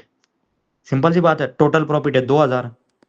तो भाई मतलब सिंपल सी एक, हर क्वेश्चन में तुम देखोगे तो सारी वैल्यू तुम्हें दी है एंड में, कि तुम्हें सबसे ज्यादा दिया हुआ है कि प्रॉफिट 2,000 है। तुम नीचे से ऊपर चल जा सकते हो। तो सिंपल सी बात है, जो दिया है उससे ही तुम निकालोगे ना, क्वेश्चन सॉल्व करोगे। तो 2,000 दिया हुआ है प्रॉफिट, इज इक्वल टू दोनों का प्रॉफिट है, profit of P plus profit of Q. ठीक है, लेकिन पी का प्रॉफिट जो है क्यू से 400 ज्यादा है, तो पी के जगह ये कर लो, ये वाला पुट कर दो इक्वेशन। तो profit of Q plus 400 profit of Q is equal to 2,000। तो ये 400 मैंने चला जाएगा, ये टू प्रॉफिट ऑफ क्यू कितना हो जाएगा, 1,600। तो प्रॉफिट ऑफ क्यू कितना हो जाएगा, 800। समझ गए, मतलब सिंपल है प्रॉफिट ऑफ, मैंने निकाला कि क्यू का प्रॉफिट हो गया 800, फिर क्यू का पी का प्रॉफिट हो जाएगा 400 ज्यादा है, तो पी का प्रॉफिट हो गया 1200। यहाँ तक किसी को कोई दिक्कत? सिंपल सी बात है, मैंने प्रॉफिट कैलकुलेट कर लिया, उन्होंने इक्वेशन दिया था कि पी का प्रॉफिट क्यू से 400 ज़्यादा है, और दूसरा दोनों का प्रॉफिट 2,000 है। तो मैंने उससे पी और क्यू का प्रॉफिट अलग अलग फाइंड कर लिया। ये तो फाइनल स्टेटमेंट से चल जाओगे कि जो दिया है उससे निकाल रहे हैं। फिर दूसरा एक बात, इन्वेस्टमेंट अगर बंदा कोई करता है, तो इन्वेस्टमेंट का फॉर्मूला क्या आता है कि उसको प्रॉफिट का शेयर कितना मिलेगा, ये फॉर्मूला कैसे डिसाइड होता है? तो फॉर्मूला ऐसे डिसाइड होता है, प्रॉफिट जो होता है हर एक बंदे का इज इक्वल टू एक्स। ये मतलब फैक्टर है, जो फैक्टर चेंज हो सकता है हर बार, वो प्रॉफिट पे डिपेंड है, कितना प्रॉफिट हो उस पर फैक्टर होता ही है। इनटू इन्वेस्टमेंट इनटू पीरियड, मतलब कितने टाइम के लिए किया है। ये सिंपल सा फॉर्मूला है इन्वेस्टमेंट में, इतना सिंपल है फॉर्मूला। फॉर्मूला तो तुम समझ गए। ये फॉर्मूला सिर्फ याद रख लो कि profit is equal two factor होगा कोई x into investment into period का। हम अब हमें दो प्रॉफिट पता है, इन्वेस्टमेंट का दो इक्वेशन पता है, और पीरियड पता है सीधा। इन्वेस्टमेंट का इक्वेशन मैंने ये बताया था, पी की इन्वेस्टमेंट क्यू से 14,000 ज्यादा है, ये इक्वेशन पता है। ठीक है, तो हम प्रॉफिट प्रॉफिट निकालेंगे, तो प्रॉफिट पी का प्रॉफिट कितना है, 1,200 रुपए, इज इक्वल टू क्या आएगा, एक्स। ये फैक्टर है, ये फैक्टर पता नहीं है हमें, कोई प्रॉब्लम नहीं है। इन्वेस्टमेंट ऑफ पी, तो पी की इन्वेस्टमेंट हमने क्या ले ली, 14,000 मोर है क्यू से, 14,000 प्लस क्यू,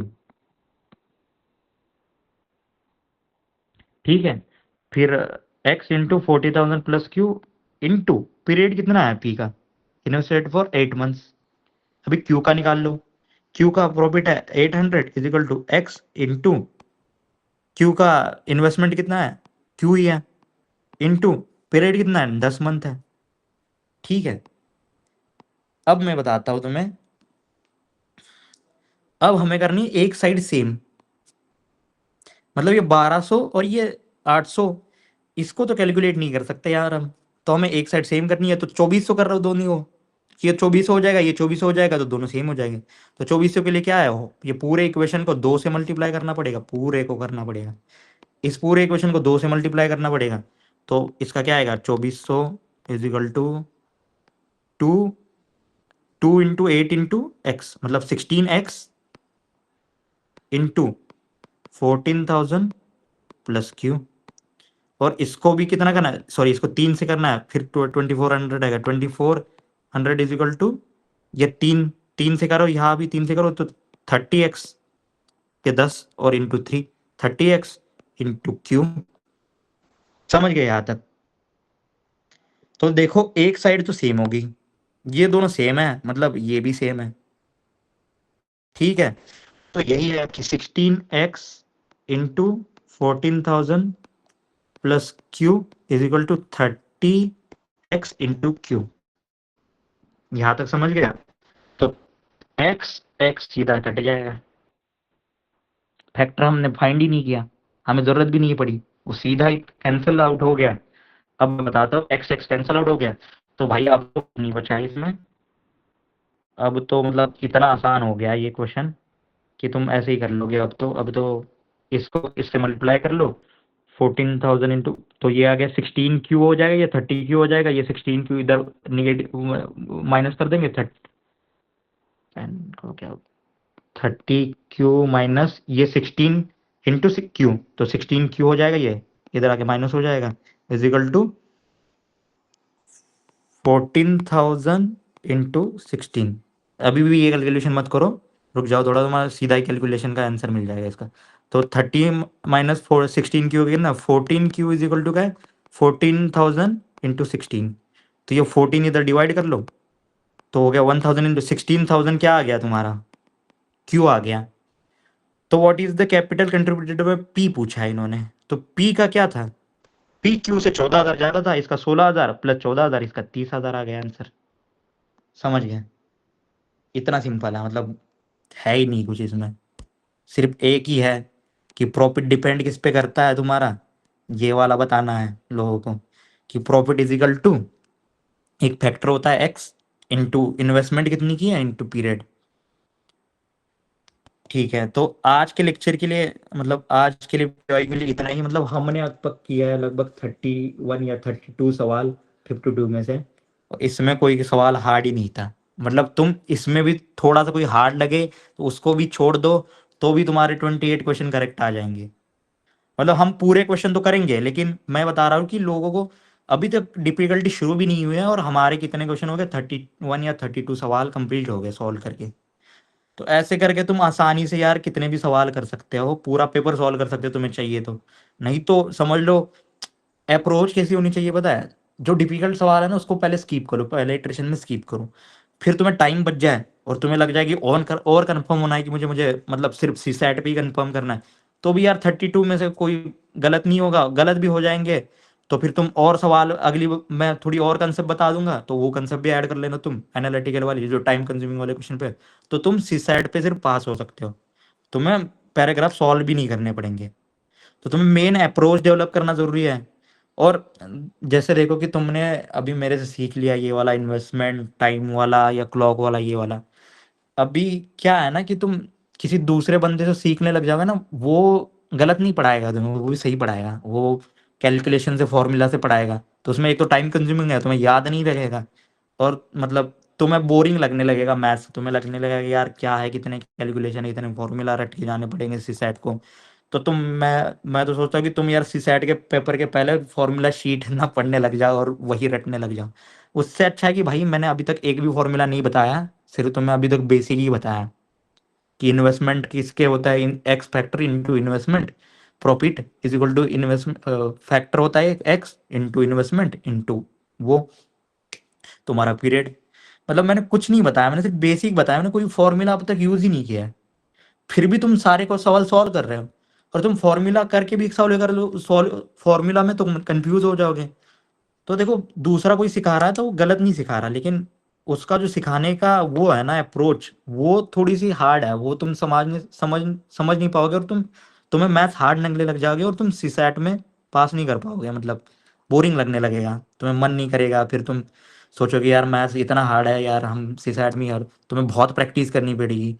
इससे अच्छा कि तुम कम प्रैक्टिस में भी यही सॉल्व कर सकते हो। तो हम ऐसे करके सारे पीवाई की सॉल्व कर लेंगे, पुराने 2020 से या 21 से 4 साल के, तो तुम्हारा इतना अच्छा हो जाएगा कि तुम सोचोगे कि तुम पैराग्राफ ही सॉल्व नहीं करोगे, मुझे लगता है एग्जाम में सिर्फ ये सीसैट वाले क्वेश्चन सॉल्व करके उठ के आ जाओगे, और तुम्हें पता है इतना कॉन्फिडेंस हो जाएगा कि तुम उससे ही पास हो जाओगे। ठीक है, किसी को कोई क्वेश्चन? हम आज का सेक्शन यही खत्म कर रहे हैं, किसी को विश्वास है?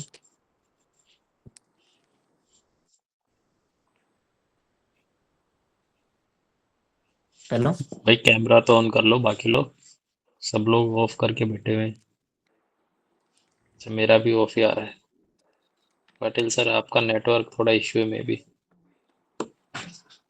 हाँ यार, यहाँ का नेटवर्क का इशू। चलो, आई थोड़ा सा होप अगली कि बार में, सेशन। अगली बार का मैं देख लूंगा, मतलब ठीक, अभी तो ठीक दिखा रहा है एयरटेल यार। ठीक है, नेक्स्ट वाली क्लास में ना थोड़ा नेटवर्क वैसे देख लेंगे, मैं बता दूंगा किस तरीके से करना है। ओके। चलो, तो सर बाकी लोगों को समझ में आया? स्क्रीन वो करना है एक बार, डाउन करना, प्रेजेंट करना। हाँ ओके, हाँ, तो समझ में आया भाई तुम लोगों को? आ गया सबके आगे बहुत सारे plan। या ऐसा तो नहीं है सब लोग कि भाई सर के ठीक ठाक लग रहा है, पेपर पास होने लायक था? नहीं था? अरे मतलब ये तो बहुत ही आसान है, मतलब सीसैट के पता नहीं कि तुम एक दो तीन पीवाई क्यू सॉल्व कर लेंगे ना ईयर के, तो तुम्हें लगेगा कुछ है ही नहीं। हाँ, ये अप्रोच और प्रैक्टिस वही है, यही अप्रोच और प्रैक्टिस। प्रैक्टिस तो करनी चलो, पड़ेगी थोड़ी सी, मतलब 2-3 साल की कर लो, 2 साल के भी कर लो, कर लेंगे ना हम साथ में, तुम्हें लगेगा कि यार अप्रोच भी पूरी है, हम यही इसी अप्रोच से करेंगे। अगर तुम चेंज करते रहोगे और फिर से मतलब वही जाओगे कि मतलब पुराने क्वेश्चन किसी के देख लोगे सॉल्व किए हुए, और जो रिटर्न होगा किसी बुक में, तो भाई तुम्हें बहुत प्रॉब्लम आएगी, क्योंकि तुम्हें अप्रोच पता नहीं चलती उससे, जो लिखा हुआ होता है उससे। चलो, इजी क्वेश्चन को स्किप कर देते हैं हम। तो इजी क्वेश्चन को स्किप। अरे सारे नेक्स्ट सवाल वाला। ही इजी है, सारे सवाल ही इजी है यार, मैंने अब तक 32 किए, इसमें एक भी हार्ड नहीं लगा होगा तुम्हें। तुमने सोचा होगा कि क्या? यही पेपर थोड़ी नहीं, मतलब 2024 का पेपर यही थोड़ी आया था, मतलब अलग थोड़ी आया था पेपर, यही पेपर तो आया था, कोई हार्ड नहीं था यार। और वर्स्ट केस में 15 पकड़ ले तो 13 क्वेश्चन तो भाई तुम मतलब आग बंद करके सॉल्व कर सकते हो, इतना तो कॉन्फिडेंस आ जाएगा तुम्हें।